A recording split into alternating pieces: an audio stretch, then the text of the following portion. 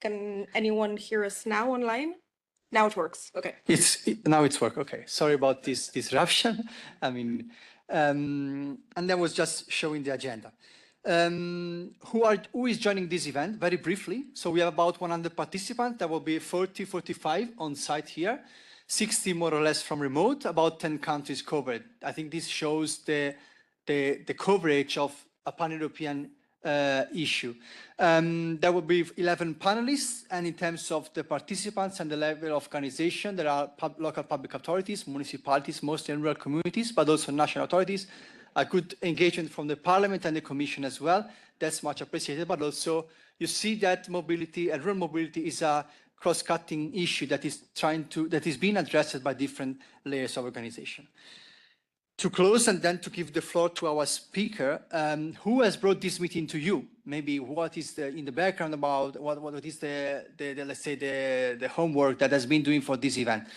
There is this ongoing cooperation with DG Move that is highly appreciated, and especially with Isabel, who supported us also for Smarta 2, SmartaNet. And there is this new established network, the European Rural Mobility Network. The first network is trying to advocate for better policies for mobility and also better funding for rural mobility, and is trying to bring forward the legacy of Smarta 2 and SmartaNet European initiative of DG Move. We are also trying to raise awareness about sustainable and shared mobility solution, but also with the ambition to help place rural mobility at the heart of rural development and transport policies. And then to close, we have recently launched also our new website that is ERMN@network.org. You can have a look at that. It's still under construction because there is so much things to do, but you can have a quick look at that. But there are already hundreds of and decades of friends that were supporting us. There is the mission, the activities, and so you can start to get a glimpse about what we are trying to do with this network. That's all for my introduction as president of this network, as also at the head of R&D and policy unit at MEPs company in Italy. And now, really, I would like to hand over this discussion to the panel. Before the panel, we're going to have two presentations. We'll be very brief because we would like to focus more on the panel, but still, the first will be from Filippo from the JRC European Commission. We'll try to share with us this exciting work about the Transport Poverty Hub. And then we have another presentation from Marie Cloteau, who kindly accepted to share what they are doing in the Grand Est region in France. So with no further ado, I would like now to give the floor to Filippo. If you could just keep the presentation in about 7 minutes, more or less. Okay, thank you. Hello, everyone. I work for the Joint Research Center, which is essentially the in-house research service for the European Commission. And together with some colleagues from different units, C6 and T4, we developed this in-house tool to measure accessibility across Europe. Next slide, please. So we developed this tool in collaboration with DG Move in particular, and the idea is to help facilitate the policy-making process, providing some quantitative analysis regarding accessibility. This platform is available for everyone to access. The only layer, let's say, to go through is EU login. Everyone can register through a EU login, but sometimes it can be a bit cumbersome and discourage some user. We are working on trying to remove this, but so it's there at the moment. So I will try to be brief on what is this tool that we've developed. So regarding transport poverty, very quickly, it's a multidimensional and complex issue characterized by multiple factors like affordability, availability, adequacy. And in particular, we focused on the availability dimension of the problem, that is measuring like network connectivity and the transport services. The indicator that we included next in the dashboard so far are these three types of indicator. That is the number of reachable destination. When I speak about destination, in this case, I'm talking about primary schools, healthcare facilities, and other people or resident population. So what is the number of reachable destination around the place of origin within different time threshold and using different mode of transport? That is public transport, walking, cycling, and driving. Then again, we have the travel time to reach the nearest of these destinations, second nearest, and so on. And also then we have a normalized indicator that fixed sufficiency threshold tell us how much below a certain region is compared to this sufficiency threshold. So next slide, please. Here is a very quick overview of how the dashboard looks. So it is very general. It's at pan-European level.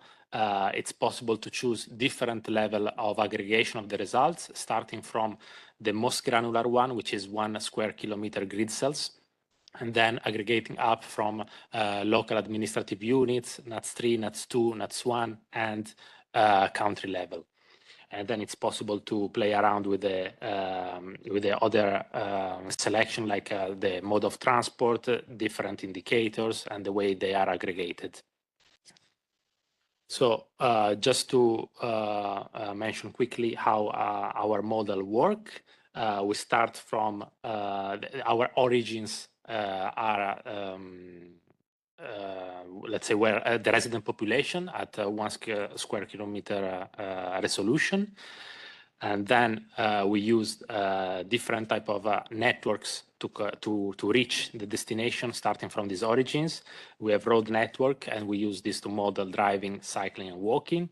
And then we have multimodal public transport that includes tram, metros, buses, and also walks in between different stops to change from one vehicle to the other. And the destinations, as I was mentioning earlier, consist in healthcare facilities, primary schools, and other people as a proxy for opportunities.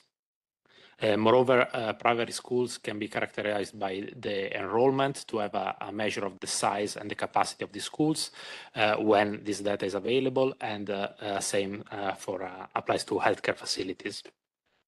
What we plan to include in the future iteration of this platform, which is already available with the indicators that I showed, is including a segmentation of the result by degree of urbanization.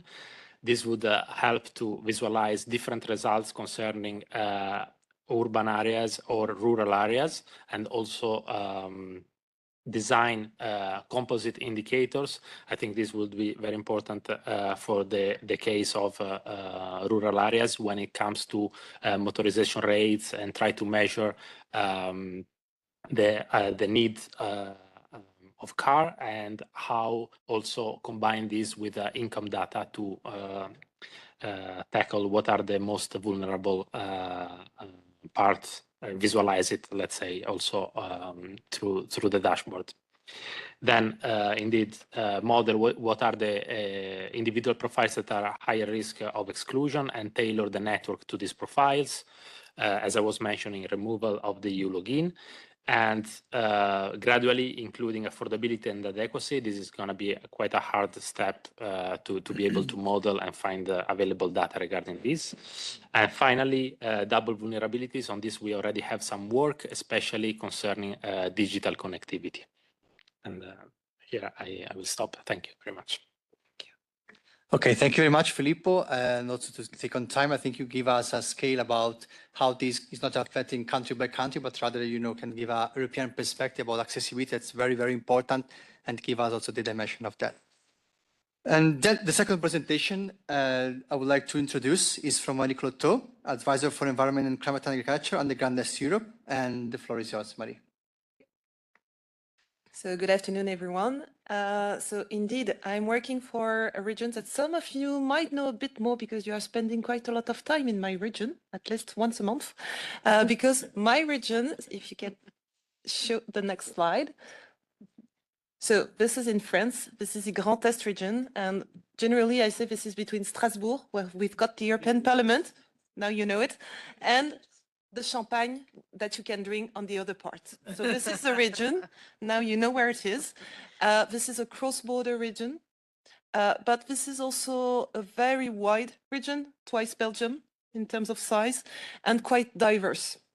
So we've got 80% of the area dedicated to farming and agriculture. And despite having Strasbourg or Reims or very big cities, we've got quite a lot of our territory which is rural. We've got more than 2.2 million inhabitants in our rural areas. And in fact, almost all our territory is rural because we've got 94% of our territory which is rural and 89% of small towns and villages. So that represents quite a lot of people. So this is the reason why the region has decided to develop a specific policy for rural inhabitants. And we called it Pacte pour les ruralités. And I'm sorry, I'm saying it French, but in English, you can translate the plural because we are putting an S in ruralité in order to take into account the diversity of rural areas. We've got mountain areas, we've got very intensive agricultural part, we've got very remote areas. So really a wide diversity of rural areas. And the goal of that policy is really to focus on rural inhabitants and to have concrete and direct impact for them. So meaning that we have put 800 million euro on the table in order to provide 100 different measures to have concrete actions. And we want to focus on 4 different priorities. So the first one is to preserve and reinforce the quality of life in the rural areas, but also to increase economic attractiveness, to connect rural territories and offer mobility solution, because of course mobility is important to increase the living of the inhabitants, and also to have a protected environment and local agriculture. So concretely, what have we done already since that policy has been adopted, because it was adopted only 1 year ago, but we have already developed different measures. So the first one is also linked to the competencies of the regions, because we can't do everything in terms of mobility, but we are in charge of the trains.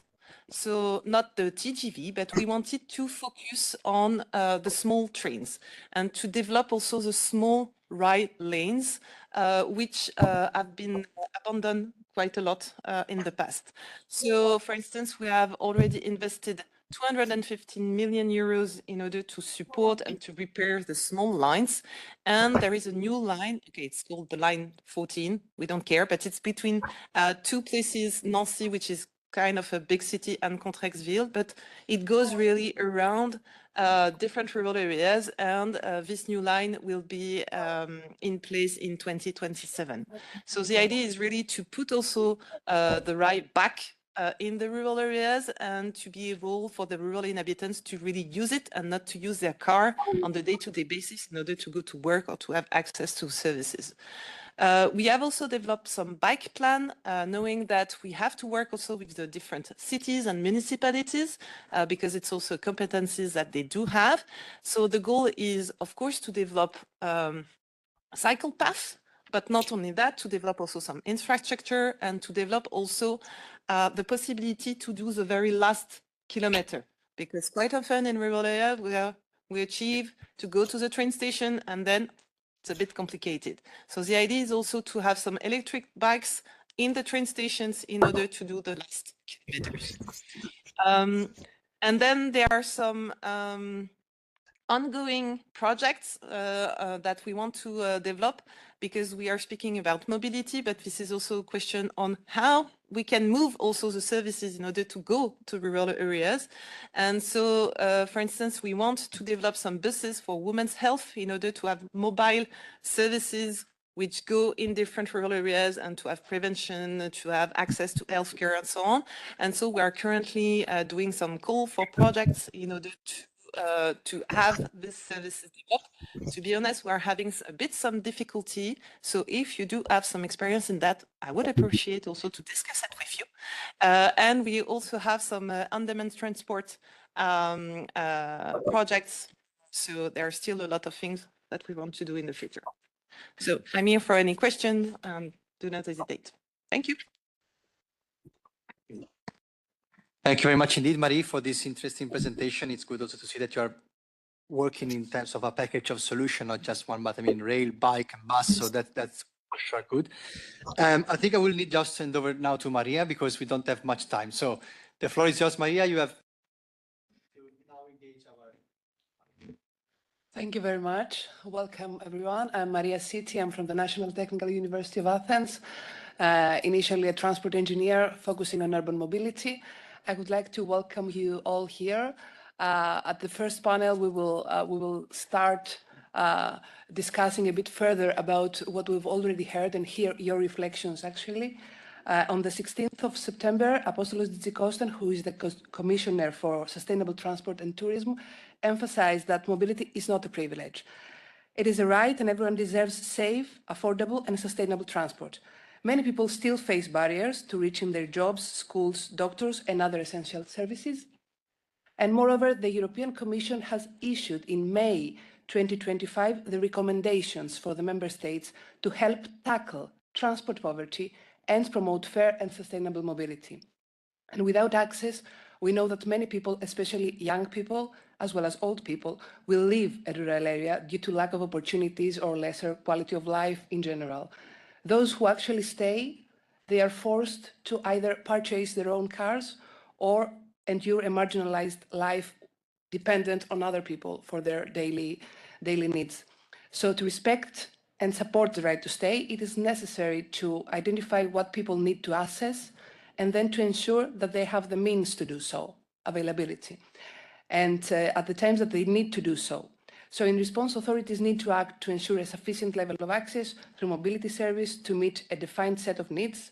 And in rural areas, this may require providing specific services where none currently exist and strengthening those that are already in place. So I will have with us experts and MEPs from different countries, and I would like to hear your reflections. We will have together today Ms. Elena Koudoura, who is an MEP from Greece, a Vice Chair of the TRAN Committee from the Left Group in the European Parliament. Thank you very much. We will also have Mr. Dario Nardella, an MEP from Italy, from the group of the Progressive Alliance of Socialists and Democrats in the European Parliament. Thank you very much. We will have Mr. Joachim Streit, who is an MEP from Germany, from the Renew Europe group. Thank you very much. And we will also have Ms. Maria Walsh, an MEP from Ireland, from the group of the European People's Party, Christian Democrats. Thank you very much for being here today. I would like to initially give the floor to Ms. Koudoura and hear your reflections about the issue, and maybe we would like mostly to hear your recommendations and thoughts about the Commission and the recommendation about the transport poverty. The floor is yours. Thank you very much. You simply have 7. Thank you very much, dear colleagues, distinguished guests. I would like, first of all, to thank Rural Mobility Network and the Commission for organizing this event. It is not only a catalyst for growth, mobility shapes the future of Europe. It is a fundamental right, equally like housing, education, and health. Mobility secures access to jobs, schools, doctors, and social life. It is a condition of dignity and social justice included in the European Pillar of Social Rights. Yes, transport services are not accessible or affordable for all, unfortunately. Millions of Europeans deal with transport poverty. Transport poverty occurs when transport is unaffordable, unavailable, or fails to connect people to essential place in time. A truly fair system must also be adequate, reliable, safe, inclusive, and accessible for daily life and care duties, even beyond core hours. More than 20% of the European population face serious transport barriers. In some countries, according to official studies, this percentage even exceeds 40%. We all know the obvious cause. The low income, the cost of energy and fuels has risen, the geographic isolation, public service coverage remain poor overall, new investments require enormous funding resources, especially in green infrastructure for a climate neutral Europe. As a result, transport cost has risen in several cities. But in rural regions and islands, it is even worse. Whole communities are cut off from essential daily services. Those who cannot afford a car become isolated. Data from Eurostat shows that the share of people who cannot afford a car and are at risk of poverty in some member states reached up to 34% for 2023. In 12 member states, more than 30% of people with dependent children and low incomes could not afford a car. Let me bring the example of my home country, Greece. According to the Greek Statistics Authority, about 15 to 20% of households in rural areas do not own a car. That percentage might seem small compared to large Greek cities where almost half of all households lack a car. But the main difference is that those living in cities may replace a car with a bus, metro, or tram, and they are encouraged to do so in line with sustainability and goals. But in the countryside, no car means almost zero mobility. 2 out of 10 residents are unable to reach a doctor, to attend school, to go to the bank and any public service, or even to buy groceries. The elderly people, low-income families, persons with disabilities, and those who are digitally unskilled are especially affected. Villages empty. Local economies decline.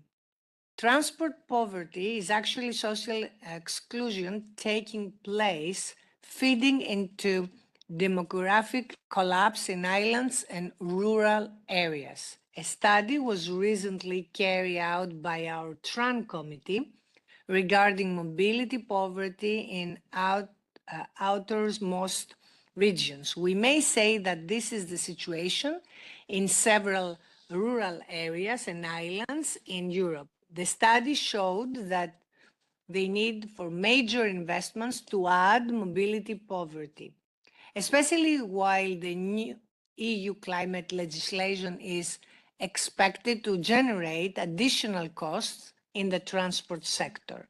In the previous decade, the European South suffered significant debt constraints lagging behind in resources, technical expertise and mechanism to design modern sustainable mobility systems. These stark inequalities in transport infrastructure require targeted and fair funding from the cohesion and regional funds. In regards to the Social Climate Fund, we welcome the new resources directed towards mobility poverty for the period 2026 to 2032. We also welcome the European Commission's recent recommendations on tackling transport poverty. It represents an important step towards this direction. They recognize the issue, and that is a big progress, but they do not go far enough. The recommendations do not establish a clearly defined minimum set of mobility service. There are no binding social service obligations for rural transport coverage as to which service will be provided, how frequently, and at what cost. These are main issues that must be addressed.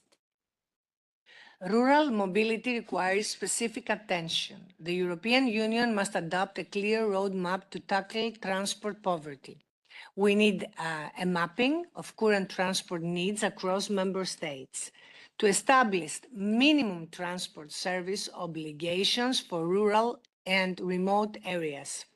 We also need measurable EU targets and accountability mechanism to ensure all citizens have affordable transport option connecting them to health, education, work, and public services. To close regional gaps, local authorities must be further supported to design solutions adapted to their realities. And even more, support is required for affordable on-demand mobility, community transport, and shared mobility. Cohesion and regional funds must prioritize mobility justice in the new MFF. Not only highways, but also community-based solution. To this end, we are ready to work together in our parliamentary work to push for more legislative initiatives in making access to mobility a measurable right embedded in the next multi-annual financial framework. Last but not least, we must recognize the specific nature and characteristics of islands, as well as the everyday realities faced by their citizens, not only there, but also in peripheral regions across the European Union. There can be no true freedom of movement without the means to move.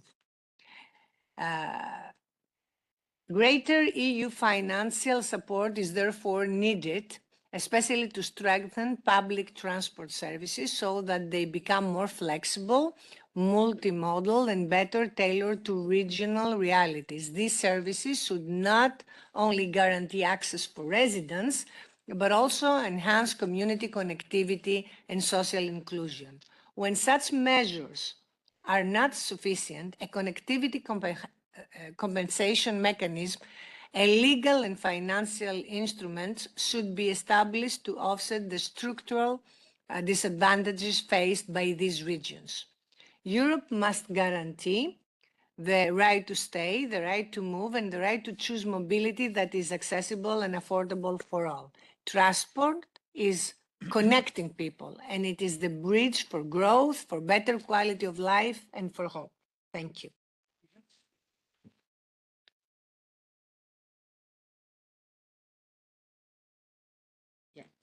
Thank you very much. I would like to stress three of the most important, in my ears at least, arguments that I've heard. It's a condition of dignity, and I would really like to, for every one of us to keep that in mind. Rural mobility is about dignity, and it's no car means actually zero mobility for some areas, and it's something very important that we have to work on it. And this obligation about minimum set of services. This is something very important. It was also a key argument that was brought into the SmartNet projects, and it was a fundamental issue in the European Rural Mobility Network that we are discussing here. And thank you really very much for your arguments today. I would like to pass it on to Mr. Dario Nardella from Italy, and actually ask if you and how you can relate this issue to the rural communities that you represent, and which people actually, and what things have to be the immediate priorities for change in the areas that you represent. Thank you very much. Thank you very much. First of all, let me thank ERMN for the invitation, and Andrea Lorenzini for involving me in this important discussion. Thank you. And I think this debate is really crucial for our commitments, public commitments, for many reasons. And first reason is politic. So let's think about the recent New York elections, and thinking about how public transport has represented a key point of electoral campaign, and also, I think, Mamdani victories. Obviously, in this case, we are talking about big cities, but the problem is the same when we talk about tackling rural transport poverty, we also could think about urban transport poverty. I have been mayor of Florence, my city, for 10 years and president of Eurocities for 3 years. And I understood how crucial is public transport in a welfare framework, because when we talk about welfare, we think about health, security, salaries, but not transport. And transport is, as Commissioner Tzitzikostas that you mentioned said, is a real fundamental right in the welfare framework for our citizens, I think. So another point that I would like to touch is about exactly the rural areas. Also in my country, Italy, rural areas represent around 60% of a national territory with a 23% of total population. So millions of people who rely on essential services and mobility options every day. And as a coordinator in Agri Committee for S&D, I would underline that rural transport is fundamental for a new vision and strategy for rural development. We can't have a concrete and full rural development in our countries without a rural transport system, especially if we want to encourage young people to have an experience to entry in rural, in a farm, in a rural activities. And you know how important is the aging of employers and farmers in Europe. The average is, our farmers are 57 years old as average, which is the worst level in the world. And if we want to encourage our young generations to start a job in a farm, we must tackle all the problems connecting to rural areas. For example, mobility. Without mobility, you can't have a project for yourself, for your family. And obviously, if you have a good public transport, you can reach, as my colleague said, schools and hospitals and whatever you need for your life. So I think we must push on a more strong integration, a stronger integration between rural policy and transport policy. For example, I would like that our different committees, for example, TRAN and AGRI, will have more opportunities for an exchange of opinions on that. And for the moment, I'm new in the European Parliament, but I never had the occasion to have a dialogue with my colleagues in TRAN about the connection between rural transport and rural development. For example, we are talking about the new CAP post-2027. I think we should insert also, with the support of European Commission, we should insert some specific point for public transport in rural areas in new CAP if we want to finance innovation, a young generation involvement, and so on. Second point, third point, coming from my experience as Mayor of Florence, is the connection between urban area and rural area. Transport is very strategic to have a stronger connection, because now we are talking about the high-speed transports, for example, in Europe, which is fundamental for people. So how to connect Rome to Milan, Milan to Copenhagen, and Paris to Budapest, etc. And we have a strategic plan for this kind of transports. But the question is not only to connect the big hubs, urban areas hubs, but also to connect urban area with the rural area. As mayor of Florence, I also have been mayor of a metropolitan city of Florence in Italy. When you are mayor of big city, you also are mayor of metropolitan city, but only one salary, don't worry. But my commitment was about this kind of problem. So how to allow citizens from metropolitan area, for example, in metropolitan area of Florence, we have a big mountain areas or rural areas. So how to allow 600,000 people to reach the city during the day. And we invest a lot of European funds, structural funds, also European social funds, to, for example, to pay transports for students. So in my city, and especially in metropolitan area, public transports are free for all kind of students, especially for students coming from abroad. And second point is the investment. For example, we exploited also the next generation EU funds to create a multi-mobility hubs, because an achievement on which we have to invest is how to combine, to integrate different kind of public transports, also with private transports or partial private transport. So the problem for us, for a person, is how to reach from one point to another point.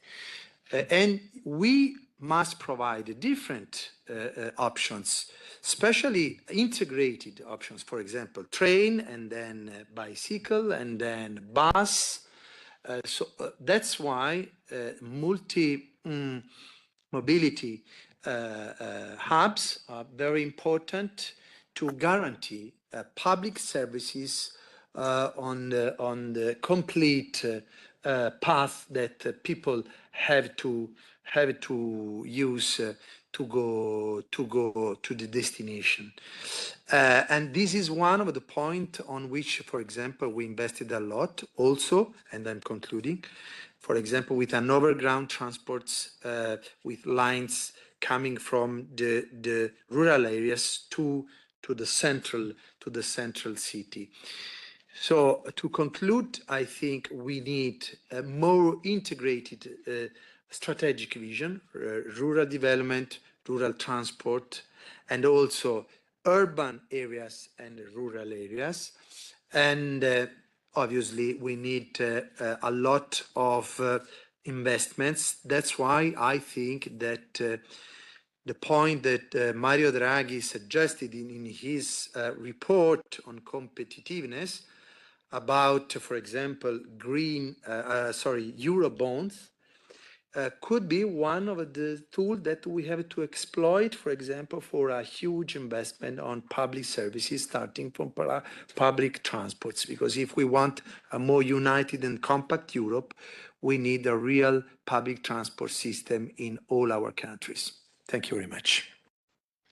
Thank you, Mr. Nardella. What really stands out from your very strong arguments is that rural mobility seems to be fundamental for actually rural development in general, and that's very, very critical.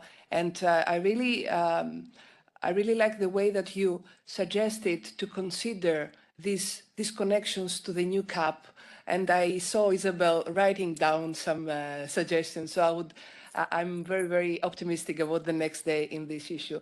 Also, I've realized that you said and you emphasized the way that we shall encourage the youth to work in farms. And in this point, I would like to give the floor to Alessandra Correa, and she will actually tell us about a policy brief from the European Rural Youth Observatory doing exactly this link that you've mentioned. Thank you very much. Alessandra. Okay, so I have some words from the chair of the European Rural Youth Observatory, Mr. Francisco Simões, and I'm reading it. So this policy brief from this observatory reveals that young people view rural areas as dynamic places where living, staying, or returning are all valid choices linked to dignity, equality, and participation. However, gender and family ties, especially in southern regions, underline the need for more equitable policies supporting both the right to move and the right to stay. The brief sets out 5 policy recommendations. Reframe immobility and mobility as a right. Recognize living, staying, and returning as equally valid options and embed your rights in rural policy frameworks. Address structural barriers. Invest in transport, broadband, affordable housing, local education, and employment opportunities. Promote return and circular mobility. Support programs that help young people live temporarily and reintegrate with new skills and experiences. Foster meaningful youth participation, disseminate youth councils and co-decision structures at local and regional levels, which can also operate in mobility and mobility issues. And empower unrepresented groups. Developed intersectional policies for young women, migrants, and disadvantaged youth. This policy brief is a result of a study that have been implemented in different regions of Europe involving many young people. And that's it. Thank you. Thank you very much, Alessandra. We will now move on to Mr. Joachim Streit. In order to hear his reflections on the topic, we would like to listen to your thoughts about the rural communities and regions that you represent and how you've seen these recommendations coming from the European Commission addressing transport poverty. Mr. Joachim Streit, the floor is yours. Thank you very much. Scotty, beam me up. Thank you, Maria. Yeah, dear colleagues, participants, I feel very privileged to be here, and I hope that this conference is very successful because the people in rural area need answers. I have 6 points which I want to share with you this afternoon. And at first, myself, I was mayor of Bitburg. It's not as famous as Florence, a city of 15,000 inhabitants. And after 12 years, I became county commissioner of the rural area with about 100,000 inhabitants. And it's one of the most sparsely populated regions. 100,000 inhabitants, but per square kilometer, 30 to 50 inhabitants. We have more than 100,000 cars and motorbicycles, more than inhabitants. But driver's license, maybe 60,000. So the young people don't have a driver license, and a lot of widows, which live in little villages, neither. So mobility is very important, and yet the people there say, we want to stay here. They don't want leaving the rural areas, and it's Eiffelkreis I brought with it's not the original license plate, but just it's not rural, it's also, there are hills and mountains, and it's not easy to come from one point to another by bicycle. This is also a point. And that's exactly what's about, the right to stay in rural areas with family, with work, with volunteering and full participation in life. It's also political participation. It's important. But this right only exists if we also ensure mobility in rural areas. And my first point, mobility is public service and democracy. As a county commissioner, I was also head of a public mobility service, and we planned new public bus lines. Mobility is not a luxury issue, it's a part of public service and the foundation of our democracy, because those who cannot move cannot participate. That applies not only to doctor's visit or shopping, but also to political participation.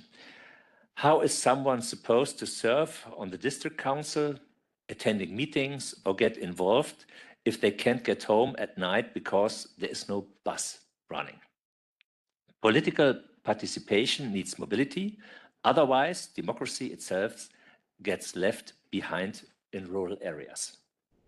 Second point, flexible new solutions instead of rigid timetables. A bus line that runs 3 times a day, almost empty, does not solve the problem. We need modern, flexible solutions that fit people's daily lives. On-demand buses, small shuttles that can be booked by app or phone as simple as a taxi, but at public transport prices. Or look to Luxembourg, it's free. In Rhine-Palatinate, Bavaria, Saxony, states in Germany, there are excellent pilot projects, and Karl-Heinz, in your county, in Kusel. And they show it works. We need to expand such model nationwide with supports from the states, the federal government, and of course, the EU. Third point, reactivate rail lines. We had a lot of rail lines in the Eifel region, almost built before the First World War with a special idea against France.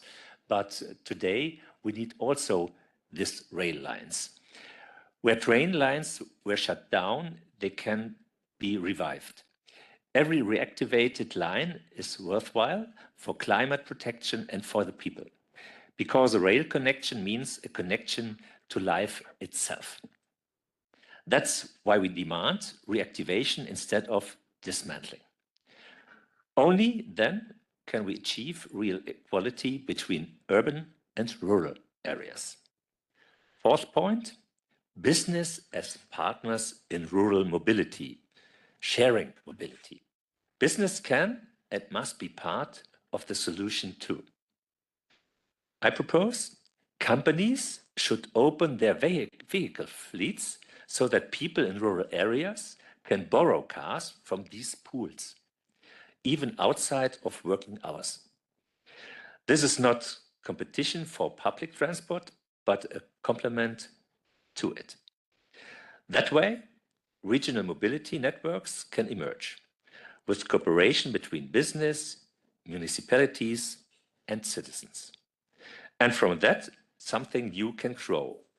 The idea, young drives old. As my mother-in-law, she lives in a little village, she's widow, 80 years old and no driver license, and the children are moved. Young people using these shared vehicles to drive older citizens to doctor's appointments, shopping, or social visits. It connects generations, creates community, and helps where there is no regular bus route anymore. In this way, mobility also becomes a social project. Fifth point, short distances, safe cycling routes, modern technology.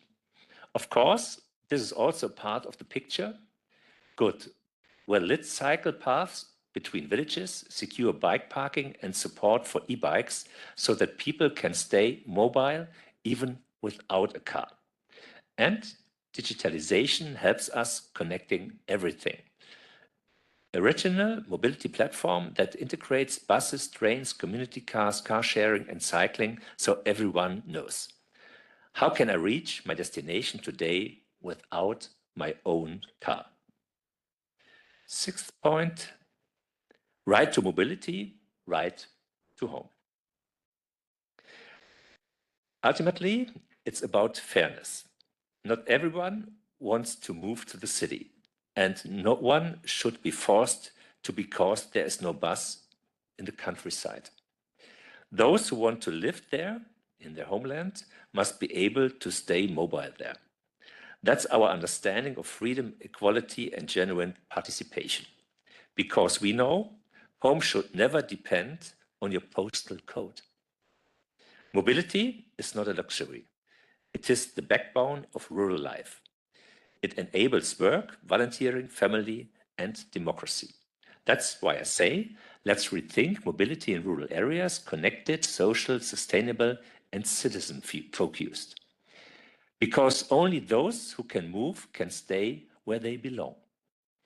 In the European Parliament, I fight for the regions, also in Budge and Regi, and municipalities, so that they receive their fair share of cohesion funds. In doing so, we are also defending democracy, because otherwise people will vote for radical parties. And that's our goal, mobility in rural areas so that our homeland has a future. Thank you. Thank you very much, Mr. Streit. I think that we would all like to keep your initial thoughts about those that cannot move, can actually not participate. And that was an angle that we haven't discussed a lot within the network, and that's very critical in political terms as well. Of course, mobility is not a luxury, and it should be at least the backbone of rural life. And we see that the Commission is working towards this issue, discussing about availability, accessibility, and affordability. And I would like to welcome Ms. Maria Walsh. And I would like to hear also your thoughts and reflection about our topic of transport poverty. The floor is yours. Thank you very much, and good afternoon to each and every one of you. Delighted to join the panel with colleagues. To be a bit political about it, may I just acknowledge Sarah Taher in the room and any other Irish representative, because like transport, everything is local.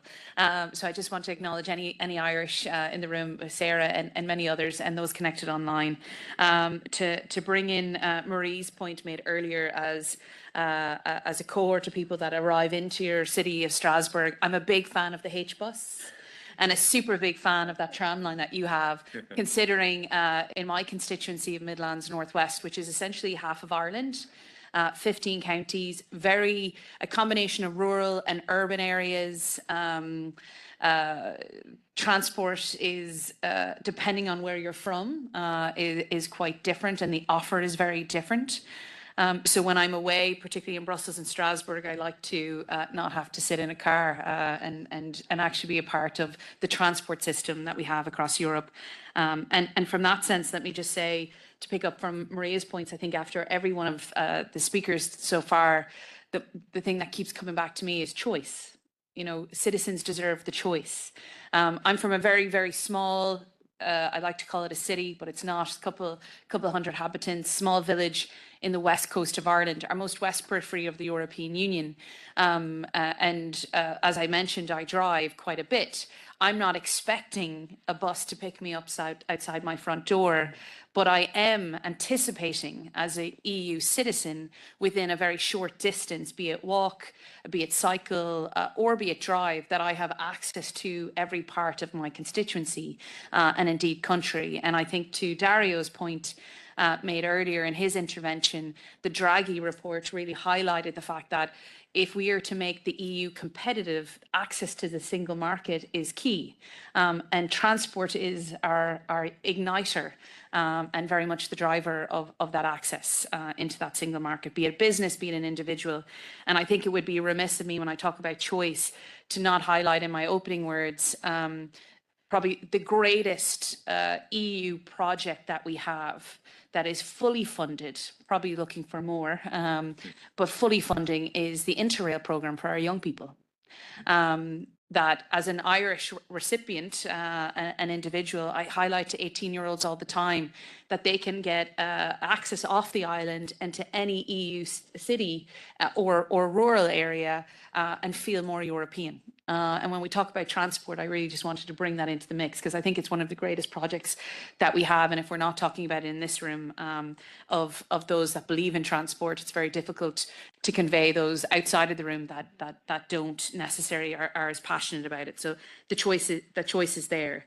I think it's also really important to talk about the labour market. And when we look at any form of funding or report that comes, we also need people in the position to drive and ignite the transport that we have and what we want to have. And we need people skilled and able to work. And I think that's something that sometimes gets lost in our conversation when we talk about only policy in the black and white of text. The changes we want to make in funding, we also need people to drive that. Not all AI. I'm at the point where I prefer human driving than anything else right now, but I might be convinced later. To go back to the points that I have, and I'm a typical politician, I should stick to my speaking notes in front of me, but coming from the west of Ireland, very sparsely populated, I'm not like the mayors of these two gentlemen sitting beside me.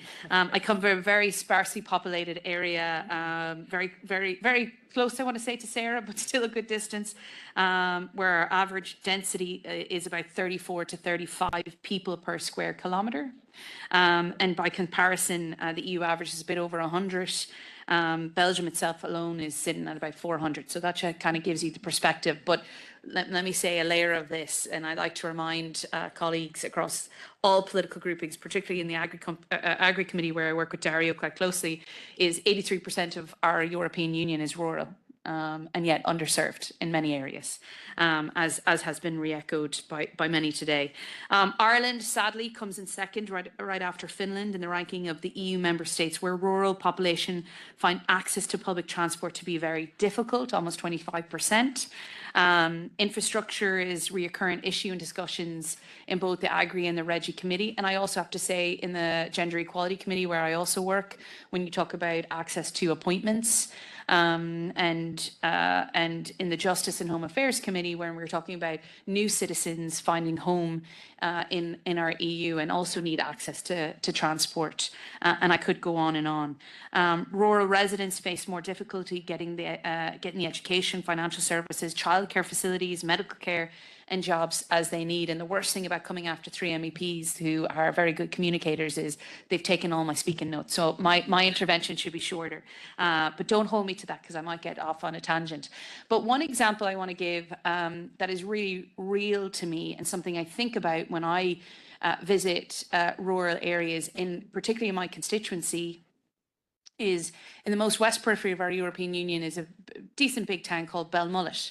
And when I went canvassing as a first-time candidate in 2019 and again in 2024, a young woman came to me and talked about needing mental health support services. I do a lot of work on mental health and working to make it an EU competency. And one of the key asks she had is, if I was to get elected, could I work with local authorities and national authorities to make sure a bus transfer was given or certainly scheduled to her town of Belmullet in County Mayo, West Periphery, again, as I mentioned, on a more regular basis, because the bus link to the next biggest town of Ballina had been reduced. There was only one bus coming out of that town. This is her lived experience, and therefore made it a more reduced mobility to get to the mental health services she needs on a more regular occurrence. And we can always talk about, well, you've online and that's access and it allows for better connection in real time. But this person wanted the one-on-one eye contact to eye contact mental health supports. And sometimes when we talk about mobility in all its words, when we talk about policy and funding and all of that is needed, I think something that we always forget is the storytelling, the real lived and real person behind why mobility is so important. So I hope maybe that might be an example when you're talking to people outside of this room. It's certainly something I use quite a bit because if she can't get the supports when she needs it the most because of a lack of bus service, then we are absolutely failing our citizens. And I say that as a policymaker sitting as a governmental MEP as well as within the EPP group, which is our largest political group. We do have some successes, though, and I want to point out from a national perspective, we have the likes of the local network, the local link, that has been a real driver of change, certainly to constituents that I speak to. As was mentioned previously, people living alone and want to connect to different programs that they might have outside of their home, which is fantastic. It really supports vulnerable community members and provides different means and ways of connecting and removing loneliness. And ultimately comes down to this, and I think, I don't like to put words in any political mouths, but I think we're all on the same page here when we talk about the current MFF proposal. And one concern shared right across political groupings is the fact of the removal or the merging of cohesion policy, and that what that means to the folks like this in this room, to our leader programs, and making sure our rural communities, again, that 83% is supported and protected. Because once you centralise funding, well, essentially, once you stop spending money closest to the ground, to the citizen that needs it the most, you begin to lose that identity and that connectivity to that person, and people do get left behind within that.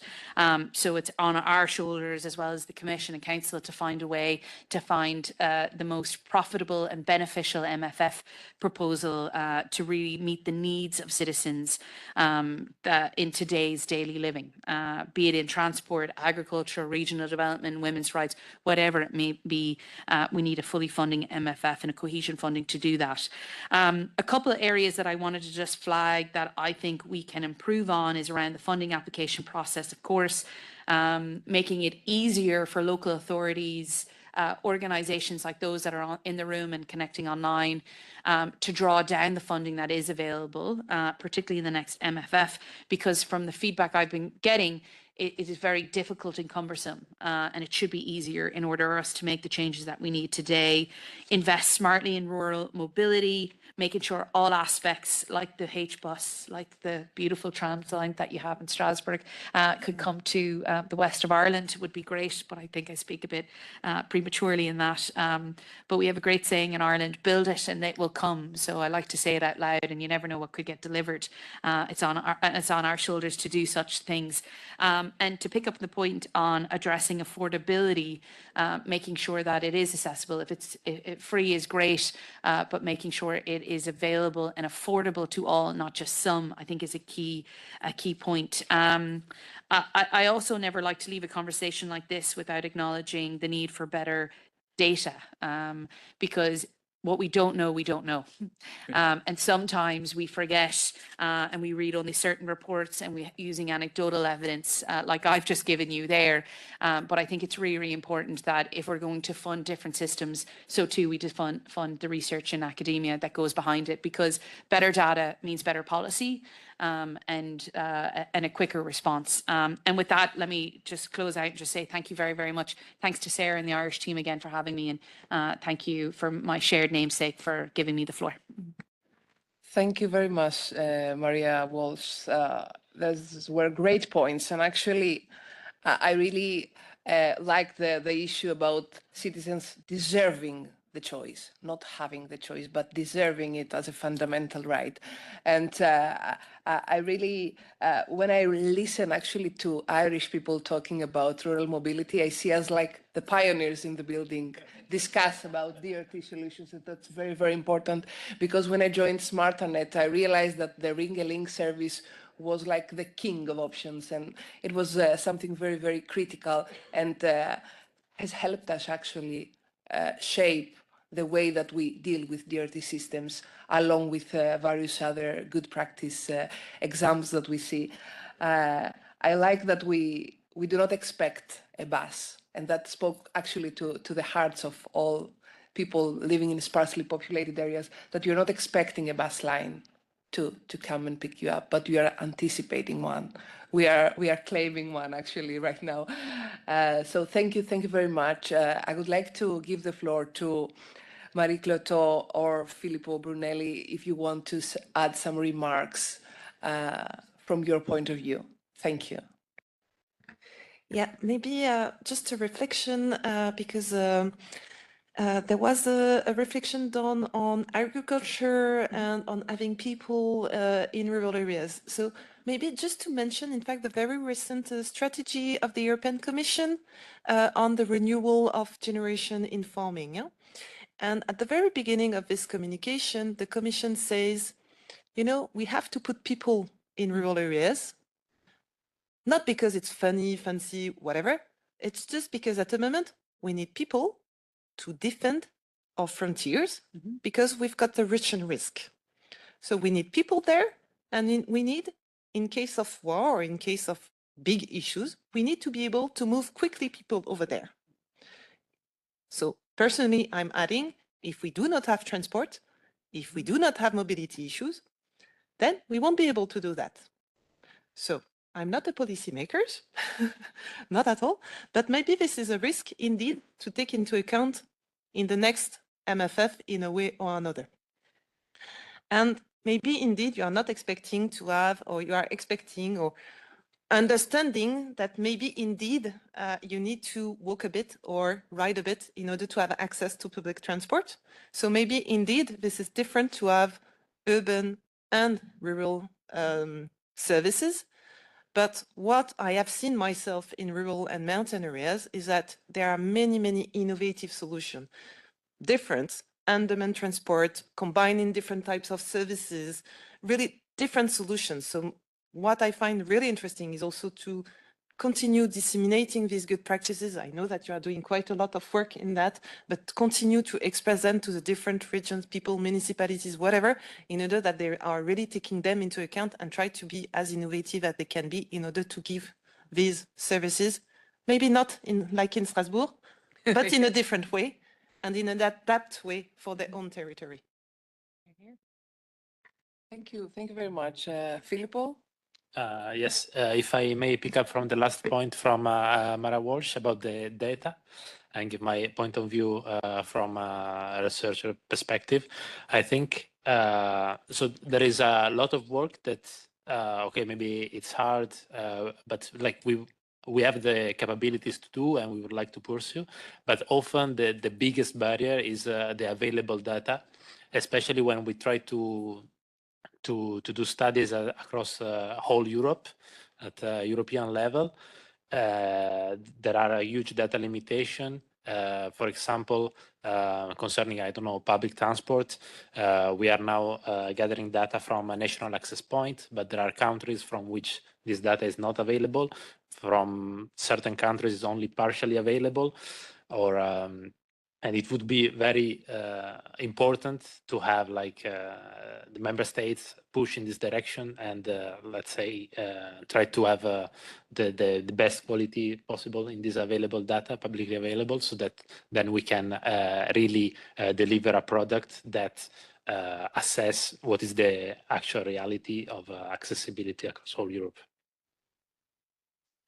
Thank you very much, Filippo Brunelli. I think we have some time for some discussion, so I would like to welcome anyone from the audience that would like to make a short statement. Let's keep it. Thank you very much. Yeah, I'm Hanna Richowski. I'm an advisor in the Transport Committee in the European Parliament for the Green Group. And apologies from Lena Schilling, who couldn't participate here in the discussion. But I just wanted to give you a couple of sort of controversial remarks. Mr. Nadella said, you know, about the campaign in New York and campaigning on public transport. This is exceptional. We know lots of examples in our minds, yellow vests and so on, where this backfires entirely. And it's very rare to see politicians being courageous enough to pick a transport and mobility issue to really campaign. So just to make that clear, it is incredible courage to put these topics onto the agenda because they are almost too explosive. People feel so strongly about them, it's very difficult to contain in a way. I also was inspired between the sort of urban and rural difference and the fact that we heard that sometimes mobility poverty is measured in terms of being able to buy a car or not. Just highlighting the difference between urban and rural, that's a very good way of doing it.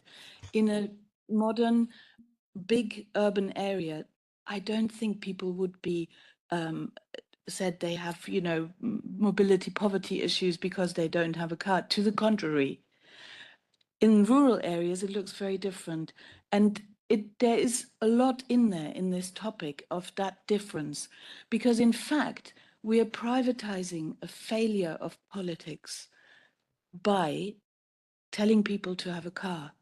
I mean, you know, in effect. But maybe I'll leave it at that, and then hopefully we can discuss during the coffee break. We also welcome your comments in the second panel, Hannah. Is there anyone else that would like to have a short? Yes, Karl-Heinz. Yes, thank you. A short question to Maria Cloteau from Grand-Est. You are just nearby to Germany with the Saarland region, with Rhineland-Palatinat, and with Baden-Württemberg. Are there any common activities or any inter-European contact to find common solutions in this European area? So I'm sorry, because I'm not the colleague really expert in transport. I'm more in the rural aspect. So I know that there are some, especially Rhine lines, which are common and so on. So I know that in urban areas, yes, indeed, they do work together and there are many different activities. Focusing especially on rural areas, honestly, I don't know. I don't think so, because so far what has been developed was really developed within the region. So most probably it could be something to be developed, I don't know, maybe also in the Grande Région, you know, and this type of cross-border cooperation. Why not? But I'm not an expert on this, so I'm not sure that's something. Maybe this is the next step. Thank you, Maria. I think that we have a comment about mobility being a right and setting actually minimum standards of services. It would be a first step. It wouldn't serve everything, but at least it would be a first step for aspiration. And it's a very great comment, and thank you very much for this. Is there anyone else that would like to? Yes, Brendan. Thank you. Thank you. I just keep it brief. We talk a lot about transport poverty, but if ending transport poverty means we just move from transport poor to transport mediocre, I'm not sure that we have solved the challenge. So I think we should at least be visioning what is transport good and what is transport very good. And I think it was Declan Rice who put that comment in the chat. And I think that's really, can we take a look at different layers that we go, okay, we end transport poverty, but how do we make it that people's lives are actually enriched rather than just have the bare minimum that they can be in survival mode, which is better than nothing? Thank you. Yes, Maria. Thank you. I just want to spark off the point made there by Brendan. You know, two things, and one I should have said is, you know, in all my words, and I no doubt it has come up before or come up after. I think to the point just made, if we're going to vision utopia of transport, then it has to look at every form of mobility too. And in all our words, and I know many of the colleagues work on various forms of persons showing up in different abilities and disabilities, we too have to make sure that's part of this conversation. So I just wanted that noted. And the second is an example that a colleague of mine have given to me about Spain and their rail service that they have in the 1990s, and correct me if I'm wrong, over the coffee break, you know, investing so heavily in transport at the time out to the most rural links. While they now have depopulation in some areas, they at least have access to better services. And I often say what utopia could look like, to the point made just now, if we think in that vision of knowing in the next 10, 15 years, we could be best in class versus to the point made, just mediocre. So thank you very much. Do we have another comment? Yes, thank you. Please. Okay. Hi, good afternoon. My name is Lisbeth. I'm a newbie here, I think. I work for the province of Antwerp, the tourist department. And yeah, in the last years, we worked hard on making our tourist offer more accessible to a lot of target groups, so people with disabilities, people on a low income, people with migration background. We had almost 35 projects with a lot of target groups. So we now have a well accessible offer. But we notice in all those projects when we are evaluating and talking to the target groups that there is one big invisible barrier, and you know which one. Our tourist offer is always in a green rural region and people just don't get there. So that's why we set up a project which is called Mobility Poverty in Tourism, short MOPETO. And we asked for funding at Interreg Northwest Europe program. So at this point we are crossing our fingers because in 2 weeks we will know if we are approved or not. And the aim of the project is to work with 10 partners in 5 different regions in Northwest Europe, and Saarland is actually one of the regions. And we want to set up a pilot project in each region, which will each focus on a different target group. So people with disabilities, seniors, young people in a difficult situation, low-income families and people with a migration background and asylum seekers. And we will set up a set of services which will improve the mobility within and towards the rural destinations. So I'm actually promoting the right to travel here, not the right to stay, but the right to go out there and enjoy a holiday. And yeah, it's our aim to co-create those pilots with all the target groups and to set up services which are not only transport services, because I believe that transport poverty is more than transport modes alone.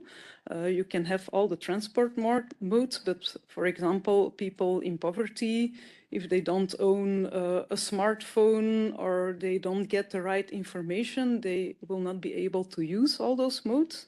So that's why we talk about mobility poverty. And let me see, yeah, in the end, we want to have an evidence-based framework for inclusive mobility within and towards rural destinations. And we want to share this, of course, with a lot of stakeholders. And yeah, last but not least, MEMEX is one of our partners.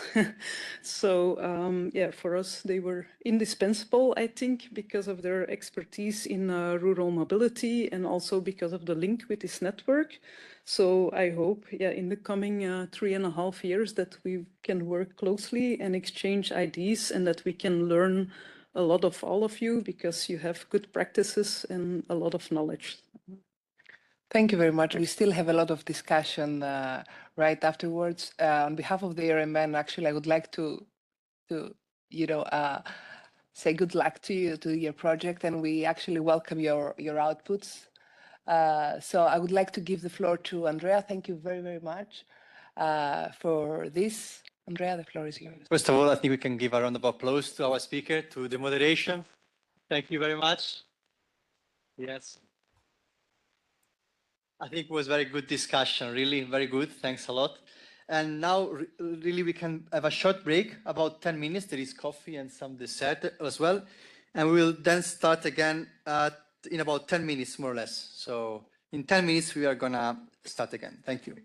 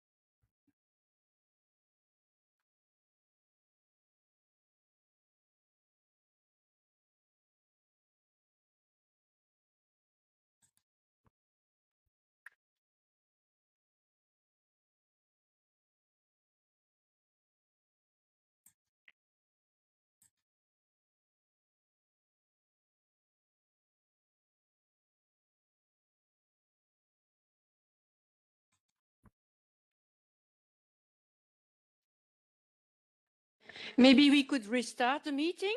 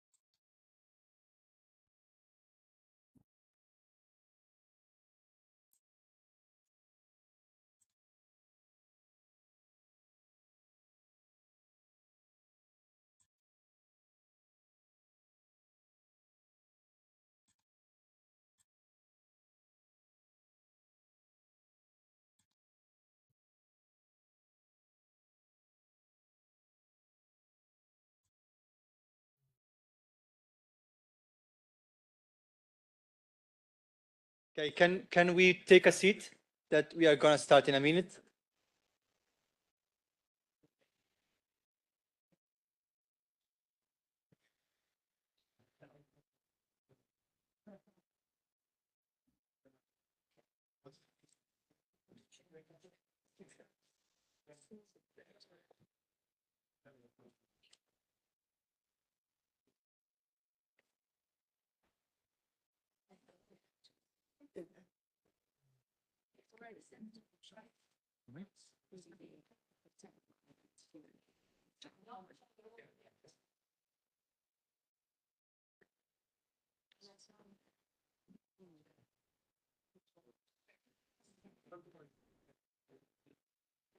Okay, so I think we can start.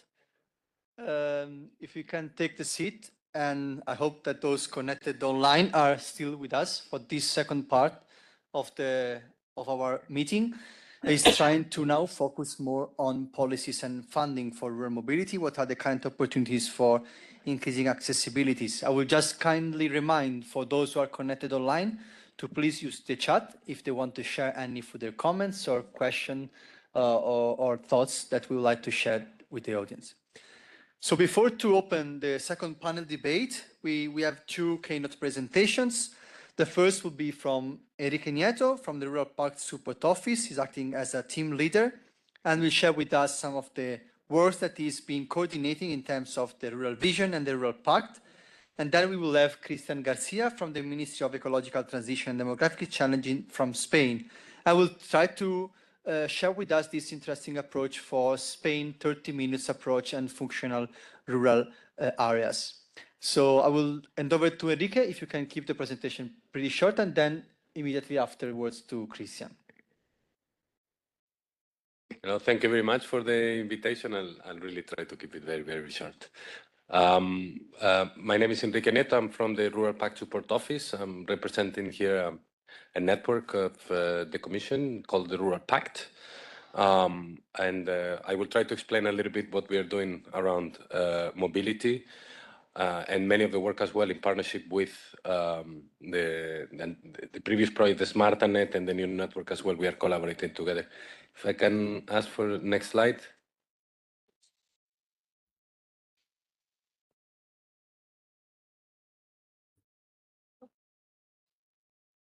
So basically, next slide.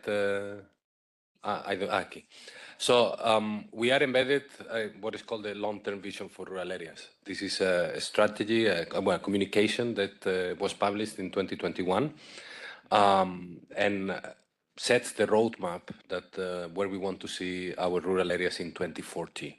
So there is already that important strategy that is very integrated. It talks about rural in a holistic way and advocates for stronger, prosperous, resilient, and connected rural areas. So one of the building blocks, the connected one, is where it integrates transport links and rural mobility. So as I said, among many other topics, stronger advocates for access to services, which is also very linked to what we're discussing today, as well as economic diversification, resilience, etc. It sets, this vision has shared goals to achieve in 2040, and it was accompanied, or it is accompanied by something that is called the Rural Action Plan. The Rural Action Plan are actions implemented by the European Commission, and there's been revised, and there's going to be an updated Rural Action Plan. There are a lot of DGs involved in the implementation of the Rural Action Plan, and in fact, I think it's an example on how different, let's say, different DGs, in this case at EU level or public administrations, can come together to think on what they can do for rural areas, which in many cases is not the case, and work in a very integrated way. So I think the updated of the Rural Action Plan, it's an opportunity, and at the moment the Commission is in a listening mode to understand, what's next, in addition to the support that has been given to rural mobility. What else is needed, and where the Commission can add value with a specific initiative. So your voices are very important, so raise those needs. Within that Rural Action Plan, I flag here in my slide the 6 horizontal actions. So there are individual actions under each of the building block, and there are also cross-cutting ones. And I flag here 2 of them. First, the concept of functional rural areas. The Commission has worked in defining what functional rural areas are, basically, and I think it's something relevant when we talk about transport, the function of transport, and I think we will see after me the presentation from Christine from the ministry that this is a concept that they are using for defining their future policies in the provision of services. And then I flag the Rural Pact, and if I can go to the next slide, and why the Rural Pact is important. Basically, our main role is to put in the political agendas rural issues in the broad sense. Traditionally, rural development has been seen as a very sectoral policy. It's embedded basically within the pact, is the second pillar. We know that even if it is within the second pillar, the majority of that budget goes and is directed to sectoral development of the agri-food sector. And there is a small part within the second pillar that is devoted to broad rural development, mostly through LEADER and other small measures.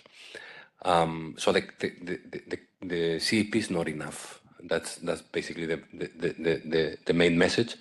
So the Rural Pact is pretty much there to knock on the doors of other administrations dealing with other funds and other opportunities, call it transport, call it energy, education, digitalization, etc., to really look at their policies and put their eyes in rural territories, which traditionally hasn't been the case. So that's pretty much our roles. We are a space, we are multi-actor and multi-level, from European, trying to connect the European level to the most local level. So in addition to our, let's say, political role to try to activate different policymakers to think rural, we also play a role in building capacities. In most of these topics we're discussing, and if we talk about mobility, for instance, the role, there is quite a gap in the capacity that local actors and even administrations have in knowledge on how they can tackle these new issues in rural areas, call it mobility, education, etc. So building capacity through networking and mutual learning, it's one of our mandates, and in that regard, we do a lot of work. And the third one is action. It's not just about policy, it's not about capacity. This needs to get translated into action. So we try to encourage all our members. By the way, we have more than 4,000 members from across Europe to act in favor of this long-term vision for rural areas in all the topics that are covered. Now, in terms of practicalities, if I can go to the next slide to keep it very short. As I said, we are collaborating already on the topic of rural mobility with colleagues that organize this event, and there is a dedicated community group in our online platform that gathers all the members that are interested on discussing that topic. It's a very active community group. They can launch discussions, share information, share good practices, in addition to what we do at general level. So it's much more thematic focus. So there you can gather all the members that are interested on the topic. Also, we had organized a good practice webinar in our context of building the capacities. So there, we did it in partnership with the network, and a lot of good examples were shared, and conclusions and recommendations as well on the topic of mobility were really flagged. And last but not least, the European Rural Parliament, which is it's an organization very close to the concept as well of the Rural Pact. It's a strong partner of the Rural Pact. They just had their conference a few weeks ago, and they published a declaration where they actually also recognized the right to mobility in their declaration as something to move forward to. So I invite you all to join the Rural Pact. I think it's an excellent forum to continue the discussion and put the rural lens in all the policy areas that traditionally did not look at rural areas. And I think in terms of mobility, it is particularly important regarding its transversal nature. Because one of the issues that we see is that there is, in many cases, there is not a clear responsible administration that would deal with rural transport. We see that in some governments, the ministries or regional ministries of education would deal with transport related to education. The Ministry of Health will deal with transport related to health. The Ministry of Transport will deal with infrastructure, but do not talk to the Ministry of Health and the Ministry of Education to talk about their infrastructural issues. So I think bringing all these people together is actually essential, is at the spirit of the Rural Pact, and that's all. So thank you very much. Thanks a lot, Enrique, for shedding a light about that. It was very interesting. And then I think we can hand over to Christian for another interesting presentation. Thank you, Andrea. First of all, I would like to thank you for leaving us some space to share the practices from Spain. Well, I'm Christian Garcia. I'm part of the Ministry for the Ecological Transition and the Demographic Challenge in Spain. In particular, I'm part of the Secretariat of the Demographic Challenge to have policies to address the population. And here we are going to share this practice and some other important things that are happening right now in Spain in the field of rural mobility. If we can go forward, please. Yeah, so just to brief you a little bit, we've been talking about different population densities in different member states, and the people were talking about 30, 40, 20 inhabitants per square kilometer. Well, I wanted to share this slide because Spain has of course, all the member states are facing this demographic change, global trend.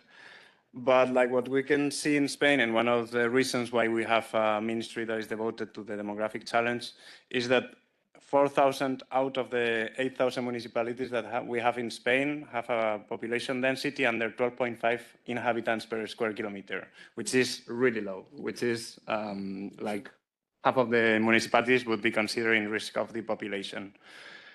We are a sparsely populated country, and we have really uneven population distribution. The population is distributed in the shore, in the coast, in the large cities, and in the islands. We see that 60% of the territory only have 15% of the population.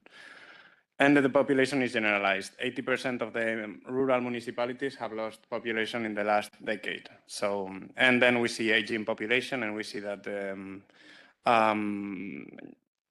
20% of the population in Spain is over 65 years old, but if we go to rural areas, we see that it's like 1/4. And if we go to towns under 1,000 inhabitants, we see that 1/3 of the people is over 65 years old. And then we have higher rates of masculinization. This is the context in Spain. If we can move to the next slide. Basically, this is why we believe that this should be a countrywide policy. So, demographic challenge. Yes, it focuses in rural areas. But this is a countrywide policy because it's talking about territorial equity and cohesion. Also, it's talking about guarantee the citizens the right to access to services and opportunities. So, if we are, the administrations are, have the obligation of guarantee all the citizens their rights. It doesn't matter where they live. And it also, this policy guarantees the right to stay, and no one is forced to leave their territory just because they don't find any opportunity. We believe this benefits everyone. First, because making viable territories is an important asset for all the society, making territories where opportunities. Then we understand that it reduces pressure on large cities. We are like right now having problems with air quality, with housing, with transportation, with congestion in general. And also, we believe that is very important in terms of strategic resilience, in terms of sovereignty. Food, energy, or biodiversity, for example, is something that is in the rural areas in this part. So we are talking about reversing one vicious circle, but I was forced to be very, very brief. So let's move to the next slide, please. Yeah, so then our ministry is tackling this policy for the last 5 years. We're like a very new, like this is something very new in Spain. Before everything was related to the Ministry of Agriculture, but right now it was like this new figure created in order to care about like the areas that are in risk of depopulation. There were some initiatives in the first 5 years, and in this 2025, there is the moment when we are developing the new strategy framework that has one national strategy that is like oriented for all the different administrations, for the private sector, and for the civil society. Then we are developing a state action plan, which is like an action plan that is having measures from all the ministries. We are trying to gather measures from like the different ministries. For example, we are like talking right now with the Ministry of Transport in order to include some of the measures in this plan. It has specific allocated budget, and the plan is called the 30-minute country plan. And then we're developing the Observatory for Territorial Equity and the Demographic Challenge. So it would be the observatory to understand the evolution of the indicators and also to understand the status of the implementation of the policies. Let's move forward to the next one. So in order to elaborate this new strategy framework, we had like several preparation actions.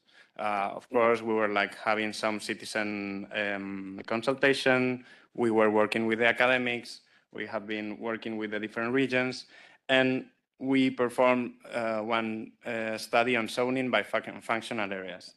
So what is the vision of this study? The vision is like to build a territory in which necessary services are delivered within 30 minutes. So what was the analysis? The analysis, well, we made this nationwide study. We defined functional areas. We started by population nuclei less than municipalities, like smaller than municipalities. And then we were creating radius in order to understand like which functional areas can be created around the municipalities that had several services, and we were differentiating if it was university or a hospital or it was like a health center or whatever. And like the thing is like, so we were understanding like how we can divide in functional areas. We got 600 functional areas, and we have different categories of these functional areas. Of course, not in all of the functional areas, all the services are delivered. So now we have this first study, and what are the opportunities of this tool? So first of all, we have like 600 different functional areas where we can monitor the measures that are being implemented. One of the most important things it is like to understand what is the functionality gaps. So we have 600 functional areas, but how many of them have all the services that we consider that are essential or basic, and which ones are like lacking many of them. So then this helps for improving service delivery. So we can recommend to make some actions in some of the different sectors in which the actions could be taken. So, and then this is inter-administrative coordination.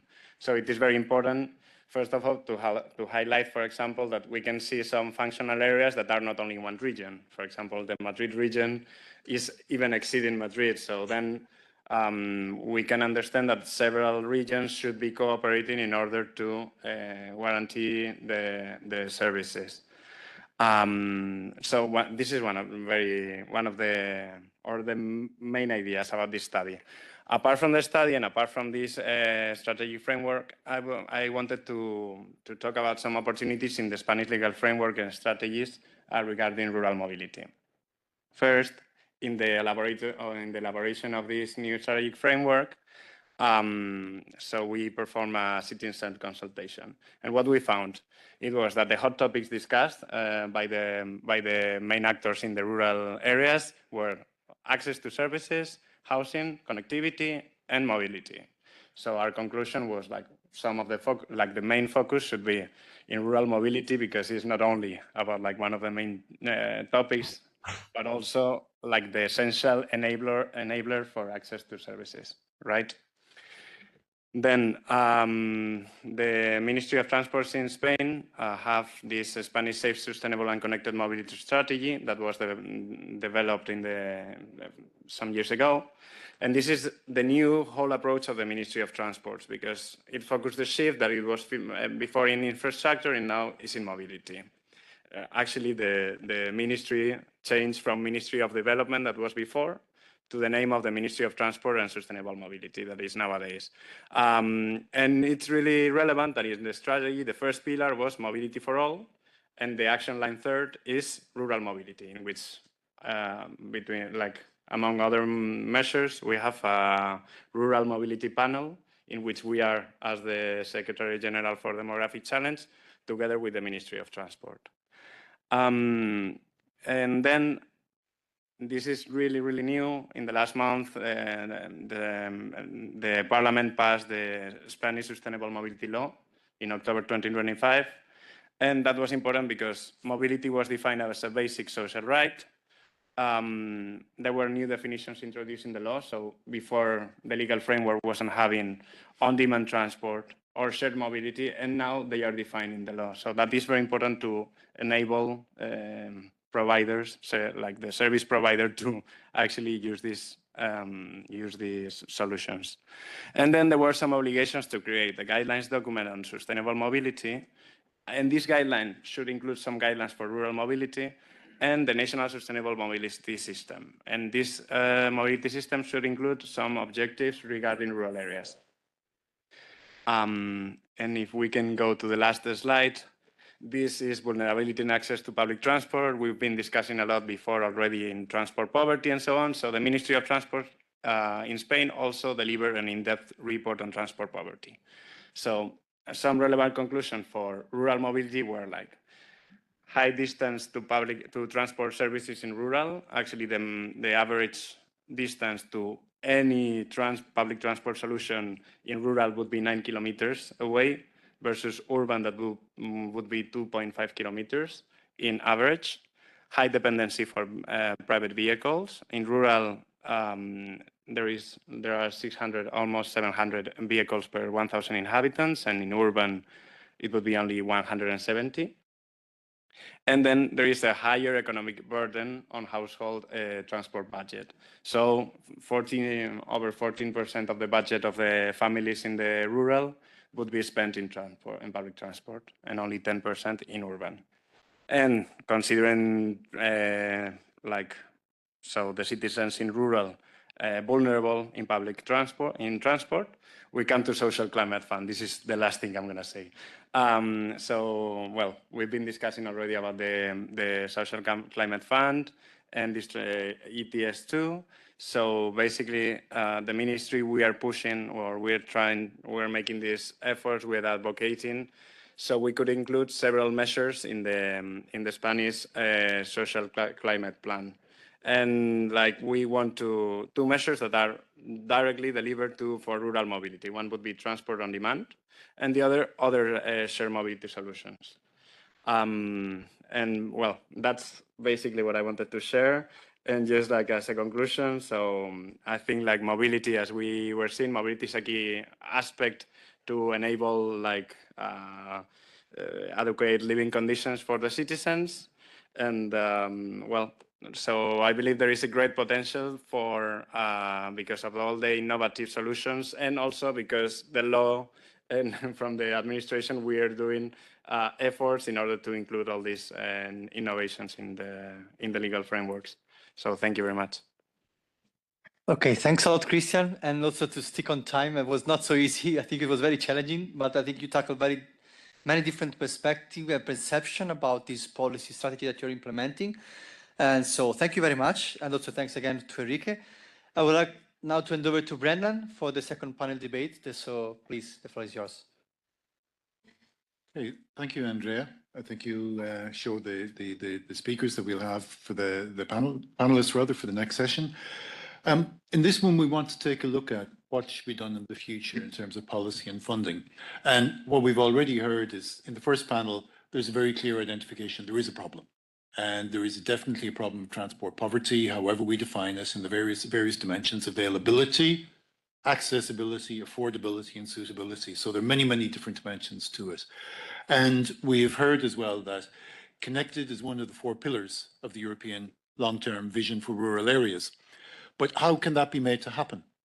And I think in our panel, we have an interesting mix of speakers because we have 2 national ministries when we include also Christian. We have a national transport authority. We have a member of a parliament of a member state, and we have an MEP.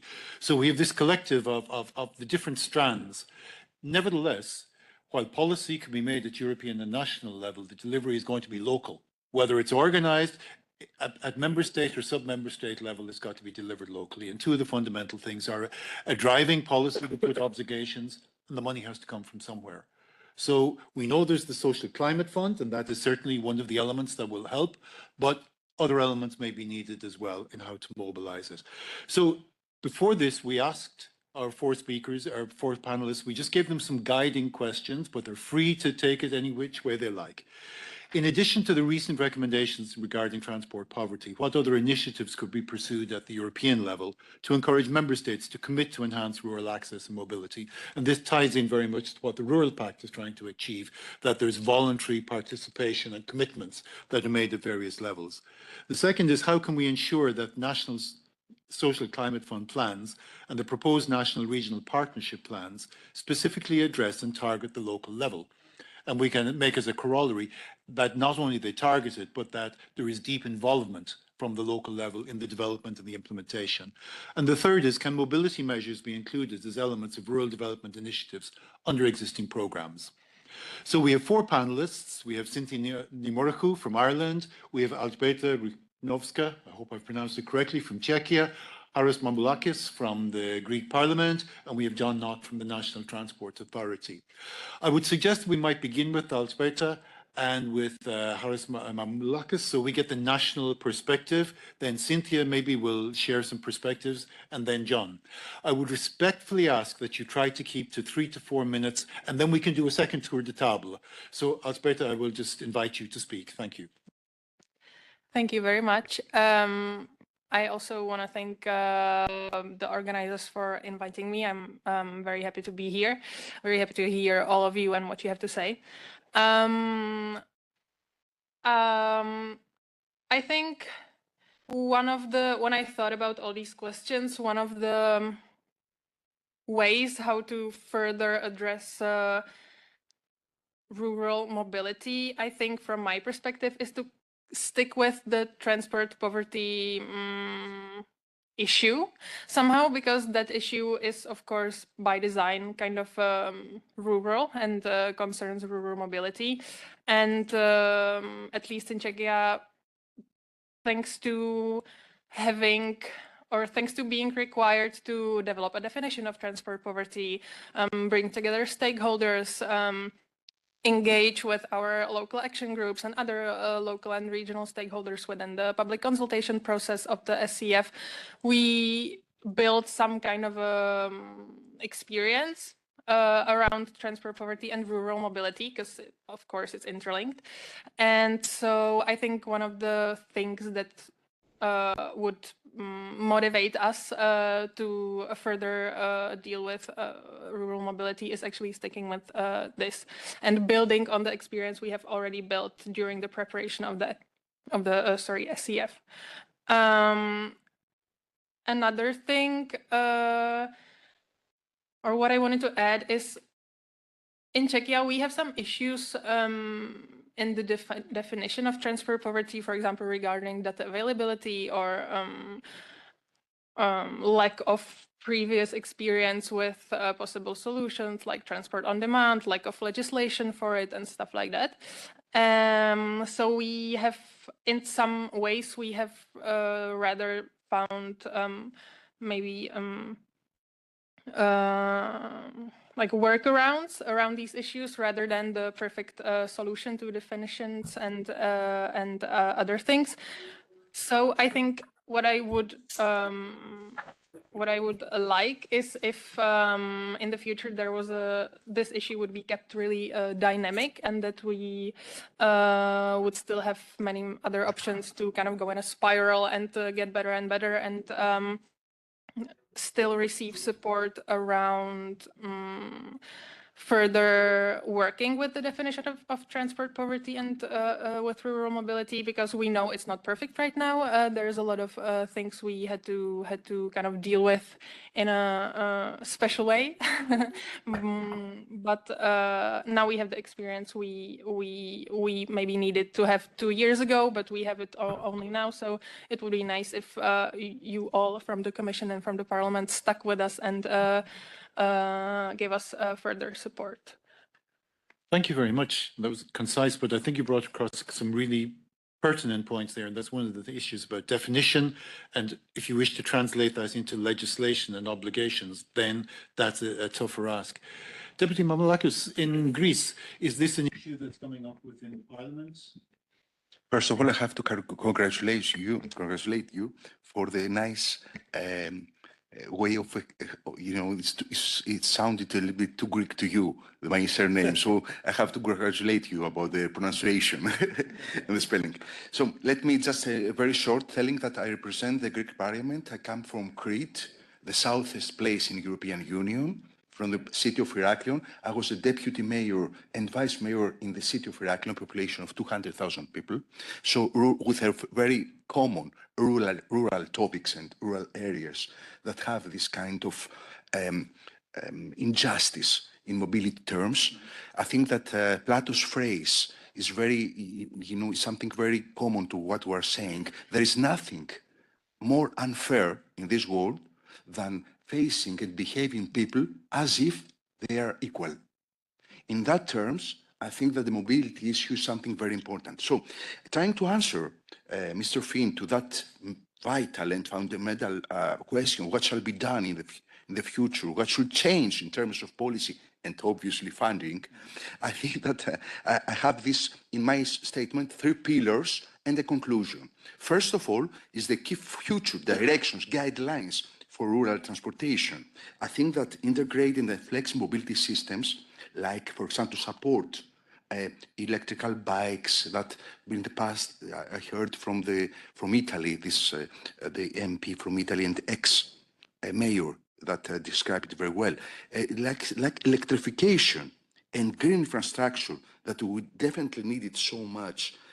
Electrical vehicles change the whole icon, and we have to modernize whatever we're doing, because unfortunately, especially in South Europe and in Greece, we haven't developed properly this thing with generating the interelectric points.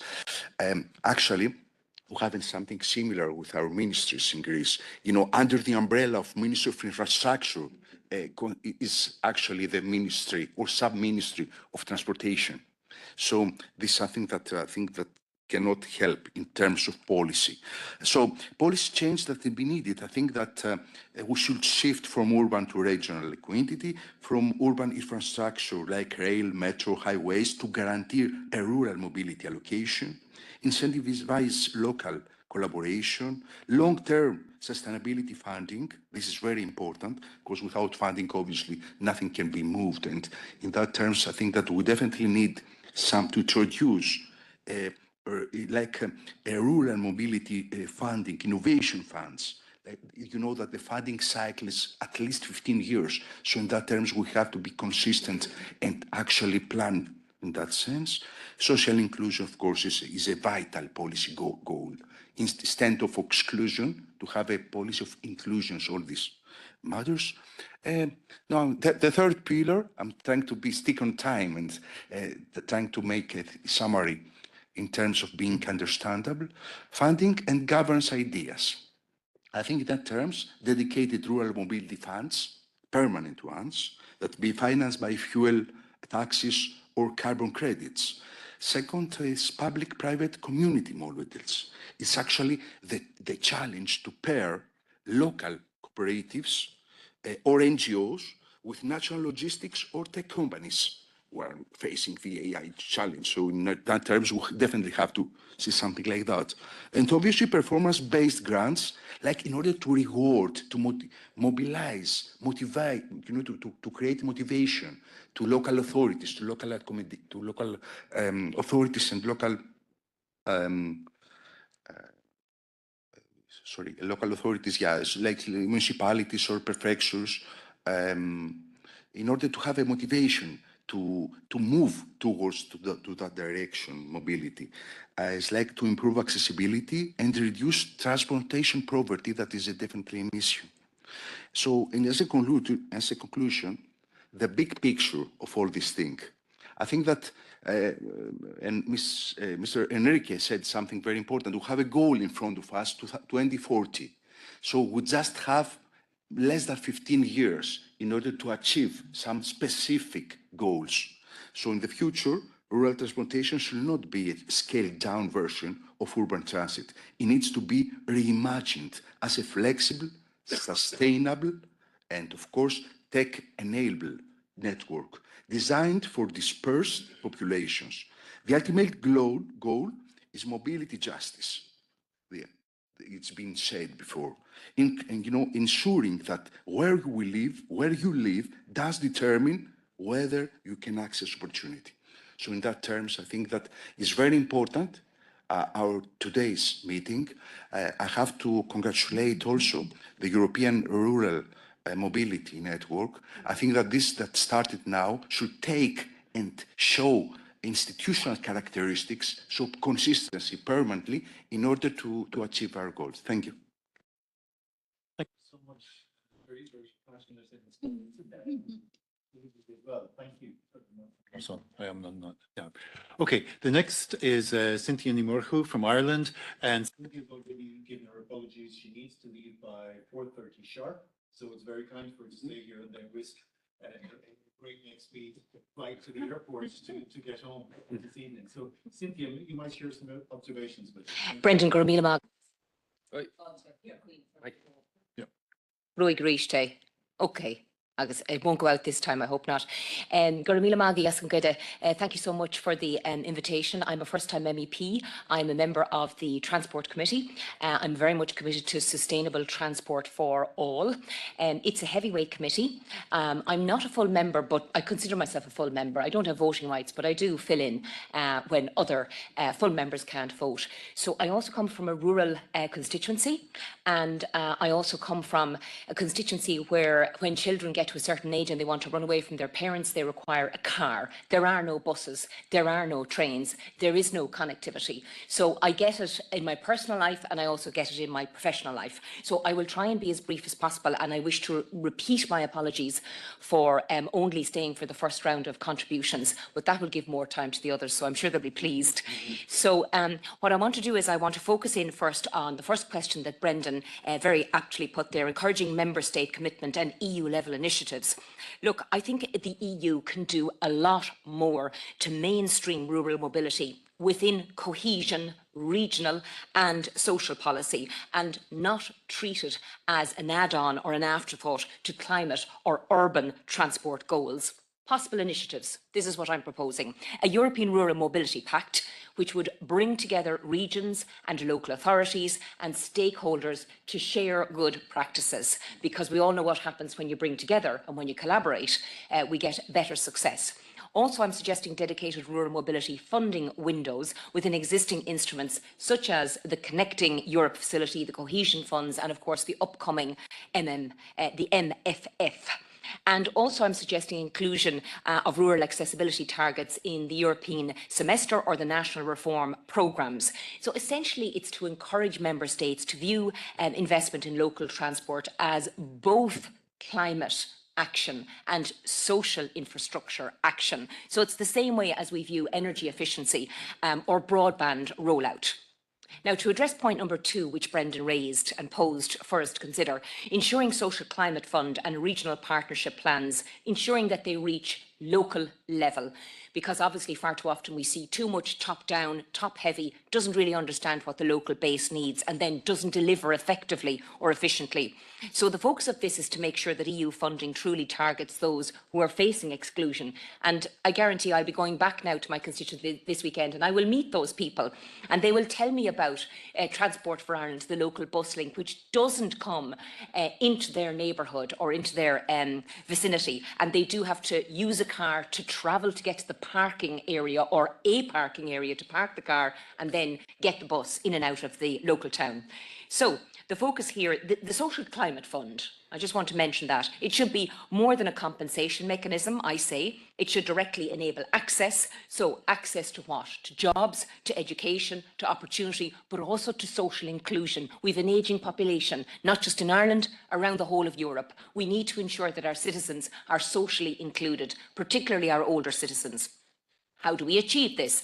Well, it requires gender and social inclusion analysis in national plans, and we have to ensure that local authorities and community organisations have a say in identifying mobility gaps and designing solutions. Why? Because they're the people on the ground. They're listening to the citizen every day of the week and they know what's required. So they must be part of the stakeholder engagement and part of the discussion. The answer can't come from the top down to say, here you go guys down there in the local level, go fix it, without understanding and really understanding the problem first. And we must move from national averages to local realities, and one rural bus route can make the difference, as I said, between isolation and participation. Now, the funding criteria, I think it should measure success not just in CO2 or carbon saved, but in people who are connected and communities included. Now, how do you do that? How do you measure somebody saying, oh, I feel included in my local community? You've got to actually get your local councillors or your local reps in the local voluntary organisations out there to do simple surveys and to feed that back and for that analysis to be used. So safe, reliable public transport, it's going to be how we make the climate action work for people and not against them. Third point, integrating mobility into rural, and final point, integrating mobility into rural development policy. So mobility should not be a separate silo. Now, I was really taken by what you described there in terms of the Spanish government and the interplay and the interaction between the various departments. It's wonderful. I took pictures of the slides, because I'm going to go back now to my Irish colleagues who are in government and the Minister for Transport, Environment and so forth. And I'm very impressed by your new law, new Spanish Sustainable Mobility Law, October 25. I'm going to have a look at that, because far too often, and you've made the point, I think, where you have the Minister for Education is not talking to the Minister for Transport, who's not talking to the Minister for Health, etc., etc. And then we have buses crisscrossing the rural areas. One is for somebody who's undergoing cancer treatment, one is for a child for special needs going to a school, and the other is for children who are just going to school. And none of these systems can seem to be able to interplay. It's a nonsense, because they're frequently passing by the same gates or the same shops or the same dentist's office that everybody needs to get to.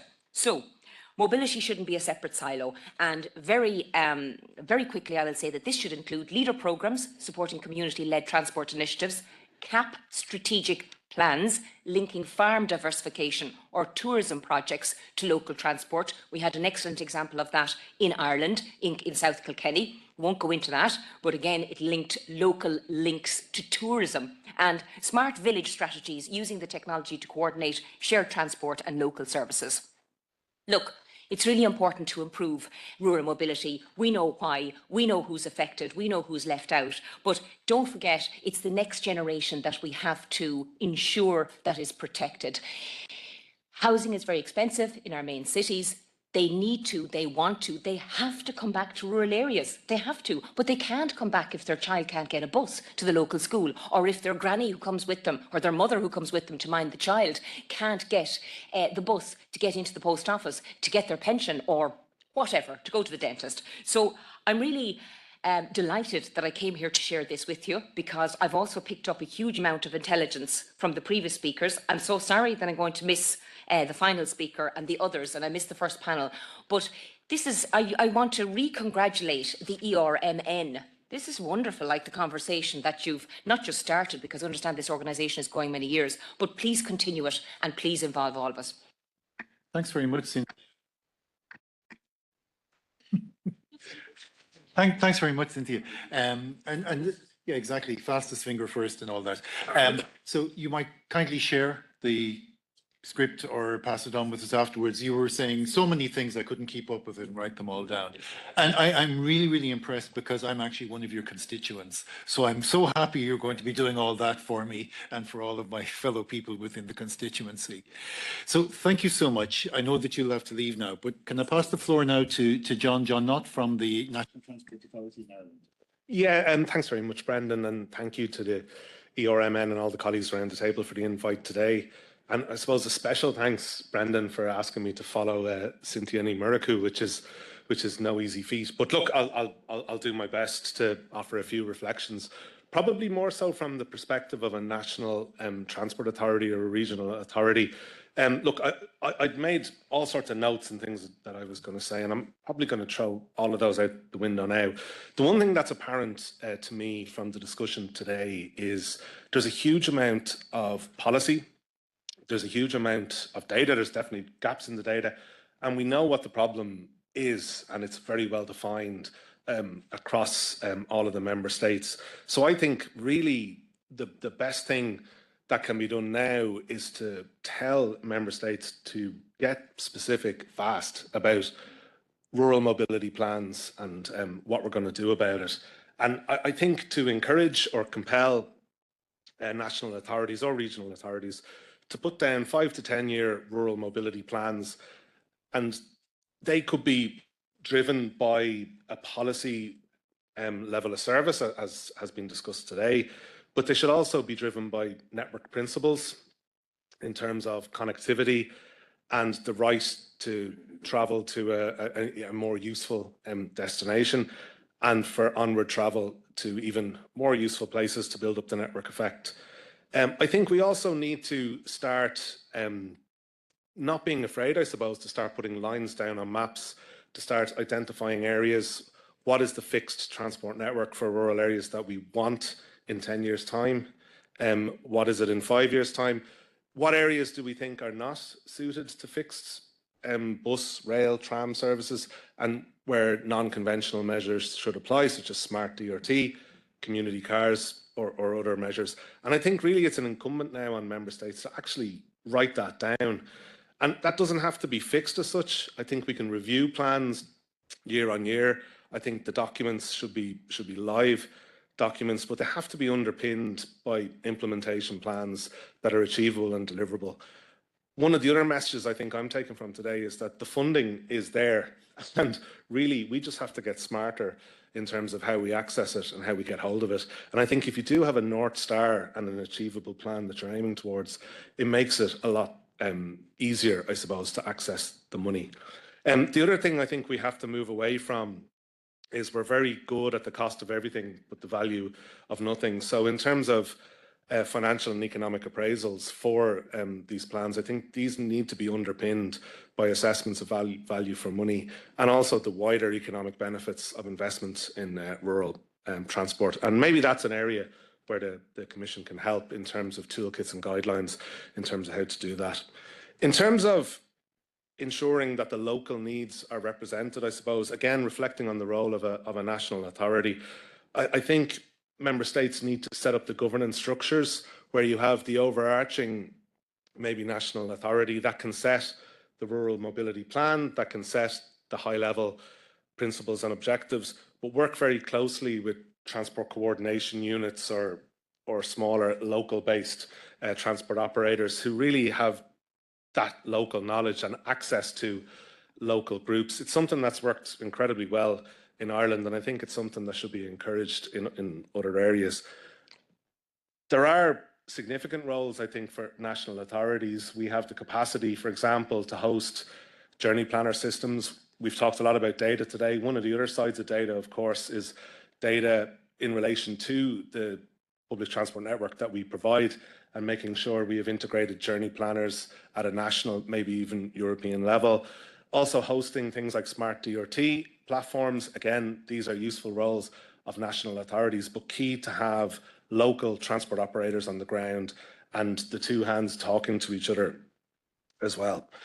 In terms of investment, I suppose one of the things I think that is key to start thinking about is how do we start burning our bridges now? Because we've done a lot, I think, in terms of rural public transport. We have a lot of pilots that are out there. Things are working really well, but the problem of a pilot is that it's not permanent. So how do we move away from pilots, where the sword of Damocles is always hanging over, you know, use it or lose it, and actually back ourselves and make real kind of investments in rural transport that we're not going to walk away from if funding becomes constrained. And I suppose the last point, Brendan, is engagement with the commercial transport sector as well. Again, in terms of funding, there could be legislative things that are required. In Ireland, could be the same in other states, about 44% of public transport kilometres are operated outside of cities by commercial private operators who have to put food on the table at the end of the week from their bus services. And that's, you know, a challenge that I don't have. But is there ways, is there mechanisms where we could fund them to do a little bit more of the sort of socially necessary but economically non-viable transport for us, such as, you know, mornings, evenings, weekends in more deeper rural areas? So perhaps there's a line of funding there and maybe European legislation that could assist in doing that. I think that's all of my reflections, Brendan. Thank you very much. Okay, thank you very much, John. Before putting a few more questions towards the panel, are there people within the room who'd like to make a contribution, ask a question? There's Hannah, Jan, you? Yep. Anybody else? Enrique? Christian? Okay, that's enough to start with. So we might begin with Hannah and Jan, who haven't spoken yet, and then our two speakers. If you could try to keep your contribution not more than 1 minute. We have about 15 minutes. We could stretch that slightly, but there's a couple of questions I'd like to put to the panel that also pick up on things in the chat. Thank you.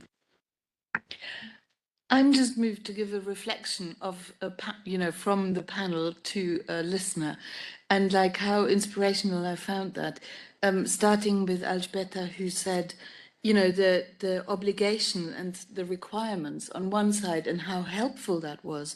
And then on the other hand, thinking of the Commission and how this, how there is sort of a mutual inspiration and, you know, reality, a connection to reality here, and how, you know, this can be inspirational, and how to include the rural element into legislation, into projects, research, funding, and how, you know, even the meeting and the platform and the value of this ERMN, you know, just to highlight that it is, I find it very inspiring even to just sit here and listen to you and all these different elements. So that's all really, there's no question there. Maybe Jan, you might want to speak next. Hello, I'm Jan Florian from the Local Action Group Network in the Czech Republic. We connect 180 local action groups in our country, and we are a member of ELART, which is European Association of Leader Groups in the Europe, which has about 3,000 lakhs in Europe. And I would like, I'm very happy that I can see so many people passionate for rural areas and for rural people here in one room, and I can offer the platform of local action groups, which can really help to bring these things into practice. Because since there is they are funded not from agriculture fund anymore, but some of the countries have possibility of multi-funded CLLD from different funds. They work with for example, social fund as well, so they can try to find solutions on the ground. They can bring people together. They can be a platform for the mayors, for the communities to meet, think, to organize about this stuff. Maybe these solutions of shared cars or transport on demand on the basis of municipalities or so. So I think this could be very helpful in rural areas as well, so just take it in your mind. Thank you. Okay, thank you, Jan. Just before I pass to Christian and to Enrique in the opposite order, because I think you got to speak in first. Just anybody else who wishes to make a contribution, you just can get my attention while the others are speaking, and I will come to you. Thank you. Okay, I would like to share the reflections from the Rural Pact Coordination Group, which is it's a group that is steering the Rural Pact, and I think the main message they bring is that, and is related to rural transport, but also to other rural issues, is that the moment to make political change is now. We have a proposal of the European Commission. The dedicated funding, ring fence funding for rural areas disappeared. There is a ring fence for first pillar, which is direct payments for farmers. The broader rural development is all a blank page in the NRPP, so in the big fund. Now, here the reality is that if we want to have funding for rural transport, you need to knock on the door of an administration that probably is going to have all the major cities of your country asking for the money to address their metro, their buses, etc. So how are you going to convince those? It's very difficult. Rural areas are in, let's say, unbalanced level playing field to really fight for what is needed there. So the Rural Pact Coordination Group actually is calling, first makes the point that tackling rural development is not just a matter of cohesion, it's related to the two biggest priorities that we have in the European Union now, which is competitiveness. Actually, you can increase competitiveness in an easier way if you invest in a rural area than if you have to go to Paris to double the city to get the same and unviable and unsustainable manner. And it's as well a matter of security. If we see, for instance, the case in Ukraine, the areas that are in very much conflict were areas that were felt left behind from the area, and there became more from the other side of the border fans than the ones in the proper country. So we have the biggest border with Russia, and I think working in rural development is also a defense issue for us. Otherwise, we might get some rural citizens that might prefer to be in the other side of the border. First, competitive versus cohesion, and I close. So first, there is the vision for rural areas. It's not embedded in the regulation. They say we need to safeguard a budget for integrated development that might include transport, but also other measures related to health, education, etc. And they're calling for 30% of the budget dedicated to that. At national level, there is a concept called rural proofing. So you can look at all your regulations from a rural lens and see how far you're doing support for rural areas. And at local level, what is important is we know money is there, but the local actors do not have the capacity to fulfill all the requirements for a small project than a multi-million euro project. Thank you. Thank you, Enrique. Many points. Christian. I'll try to be very brief. It's just like, as I was seeing the question that we were talking about, like how it could be improved, like what could be doing the European Union in terms of like improving the situation in rural mobility, right? So I was just like, the first thing that came to my mind when I was thinking about this question is like, but what is the competence of the European Union? What is like, it's a shared competence? What is the competence of the state? What is the competence of the municipalities and so on? So basically, like, then it came to my mind, okay, we shouldn't be talking about this. There is like, the citizens are right holders of, so they should get provided with a proper rural mobility. So it doesn't matter if they live in municipalities and so on.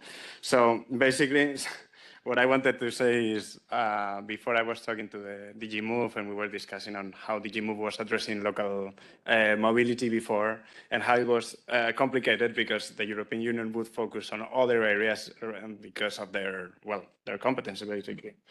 And what I wanted to say is just, I'm very happy that right now we have this opportunity with the social climate funds, and maybe we can start working with some funding there.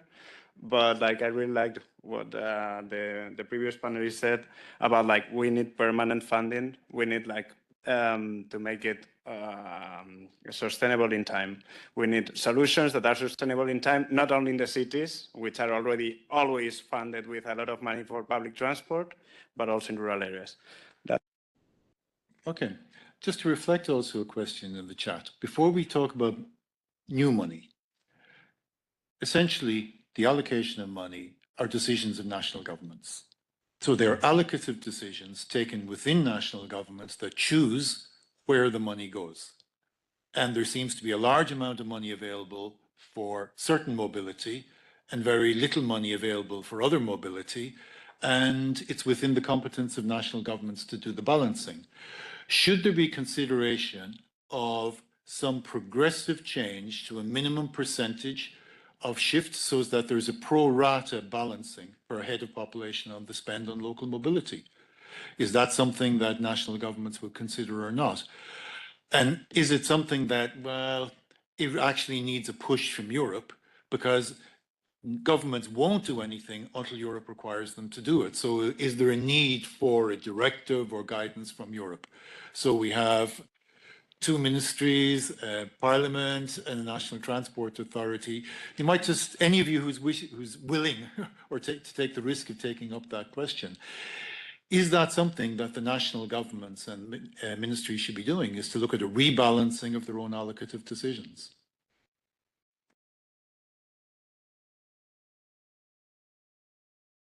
Maybe I will just, I think it's very related to my intervention before, but it's just like, so I really believe that there is a problem of governance when we're talking about, like, we were talking about this before, like how important is like the coordination between different administrations, between different departments in every government and so on. So as municipality mobility depends on, like, it's a competence of the municipalities. And then there is like, it could be complicated for the member states. Sometimes they would not understand that it's their competence and so on. I really believe that it should be some kind of guidance from the European legislation. That's my goal. I can add to that maybe the formal requirements are one thing, I think, and can be very helpful. Obviously, it made us work with transport poverty and define it. However, there are also informal ways how to push for certain things. I think really in case of Social Climate Fund, a huge part of what we ended up doing is based on the informal exchanges, on sharing of knowledge, good practices, and things like that, and on like informal pressure from the Commission, for example, like, okay, there is a requirement for a public consultation process in the regulation, but the fact that on every meeting with the Commission, on every working group we have, somebody is always there to ask, how are you doing your public consultations? Are you consulting these and these organizations, these and these people? And we really have to answer like, yes or no. And you really are, it's not just like something written on paper, but it's really an active question from a person, not just from a requirement from a document that does a lot. And there's one thing I wanted to add, but I think I forgot it. So that's all from me now. Yeah, thanks, Brendan. Look, I suppose, I think one of the things that can happen is when we compare, let's say, rural mobility and funding for rural mobility to sort of big urban systems, is sometimes we don't really know exactly what it is we want, you know, and we haven't really defined it specifically. So like what happens is you go for funding and, you know, you're kind of going, well, you know, we'll set our plot to the measure we get, rather than having a sort of a coherent, costed, implementable plan. And that speaks to the cost, speaks to the benefit, also potentially has been consulted on, has been debated, and has sort of political kind of backing behind it, because that's the kind of things that we would always do for something like a metro scheme or an urban rail scheme. So I do think that is one of the challenges. Now, how it's compelled or not, I don't know, but I think first things first, I think we have to get specific in terms of what it is that we want to do and how we're going to do it, and then the funding and all the rest can follow. I suppose one of the things is when we talk about the we is who's we? And, you know, is we there, or the people on the receiving end, you know? So I think quite if you talk to the people on the ground, they can tell you. So that's one of the things that we need to keep. Anyway, please, Harris. I think let's start with assumption.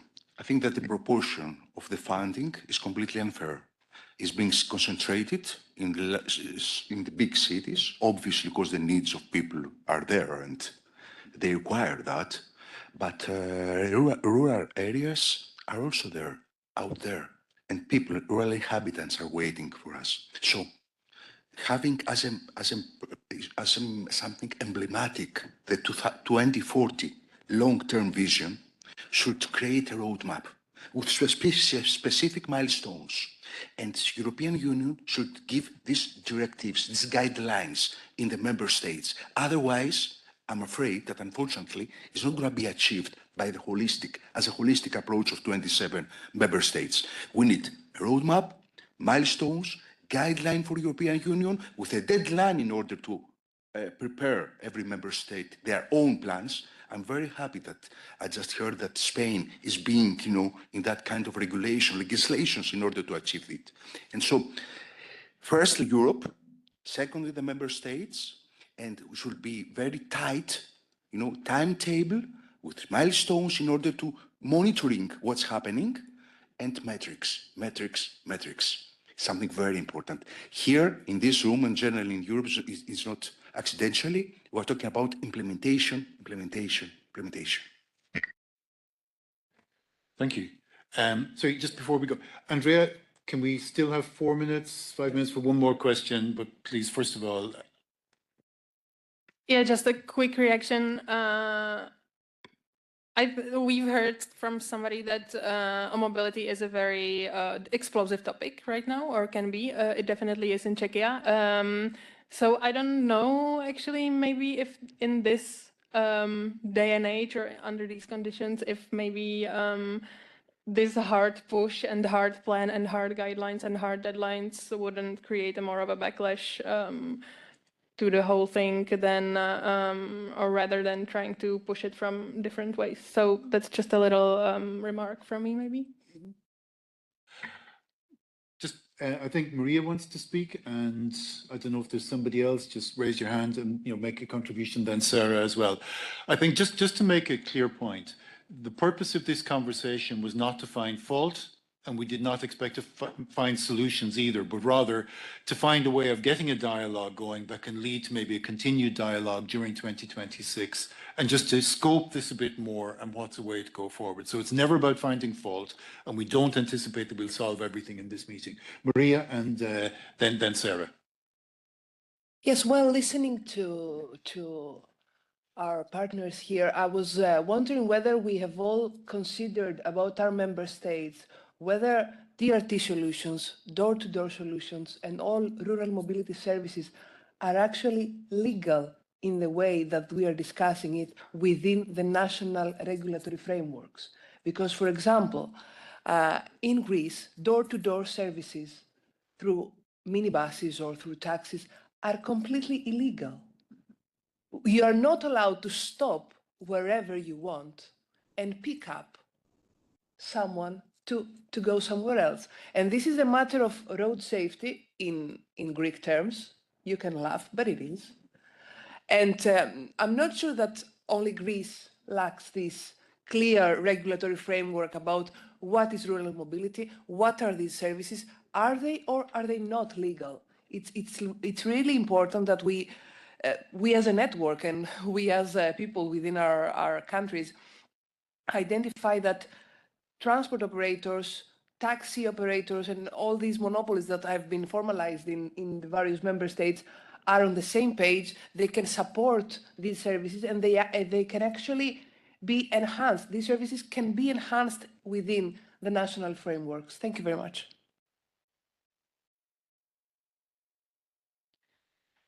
I suppose just observations, really. I was going to say that it was good to see that on both panels that the importance of the availability of sustainability solutions came up and focused on accessibility and equity and inclusion. And I suppose just you mentioned earlier, Brendan, about who the we are. I do think that it is important that at a local level that operators and organisations have an opportunity to input into the solutions, and that, you know, for example, place-based leadership or place-based solutions should be considered where all stakeholders have a say and an input and a contribution to the development of sustainable mobility. Thank you. I think we might, does any of the panelists wish to make a final remark at this stage? Because I'm conscious that we are coming close to time. We still have 10 minutes remaining, in which Declan will give us summing up and Isabel will do the closing. Any final remark from the panel, or we can close? We can close. Okay, thank you so much. I think we've had 6 excellent panelists, our 4 nominated panelists and our 2 speakers, and I hope that both the people in the room and the people online found this enjoyable.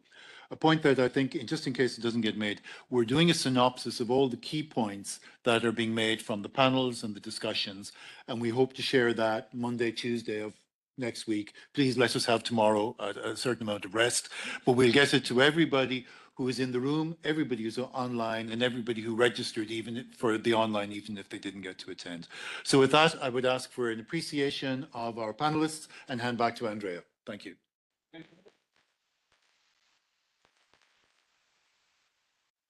Okay, thank you, and thanks a lot, Brendan, for moderating this interesting panel. Before to go to the conclusion, I wanted just to flag that we also had, unfortunately, we didn't have time to do that, but there is also an issue that is also taken care in Latvia in terms of funding for rural transport. And maybe you will see that we will see the presentation afterwards. So we will include that. Actually, they are also advocating for more funding instead of reducing the funding for rural public transport. So that's also something that should be included there. I think we are reaching towards the conclusion. We have just one final slot. We asked our friend Declan to try to make a synopsis about the discussion that we had, both at the first panel and at the second panel. And then we just give the floor to Isabel for the concluding remarks. Thank you, Andrea. Obviously, we had lots of inputs from, I think, 16 different speakers formally, and then obviously a lot of informal input as well.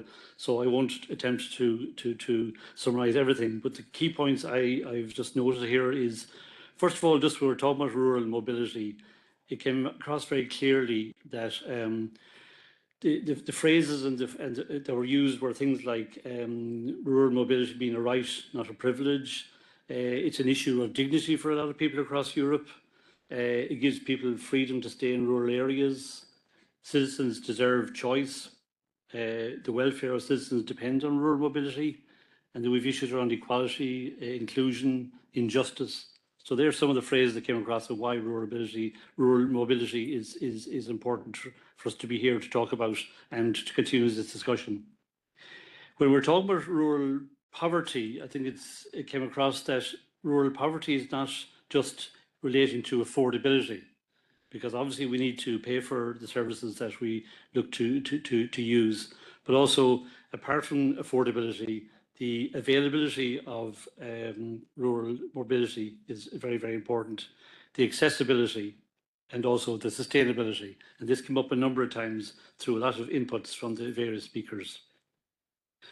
Another topic that we discussed was data, both the work that's been done by Filippo Brunelli on the one hand, and also the need that we need this data, and it's very, very important, especially when you want to plan and fund services.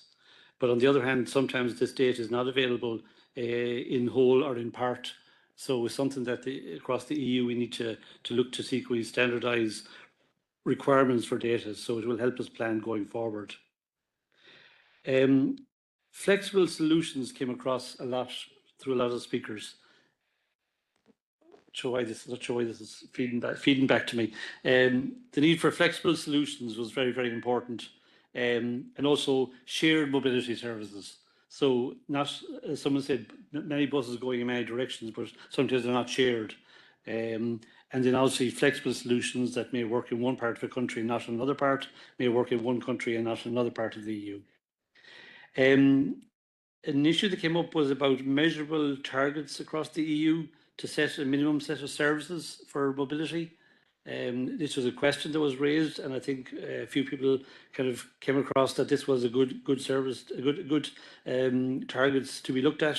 So that's something probably we need to discuss further on throughout the coming years. Working with private providers or working closer with them is a topic that doesn't come up a lot, but it did come up more than once today. So it's something that we do need to look at going forward. And then in terms of funding, it's funding is there. There is funding available.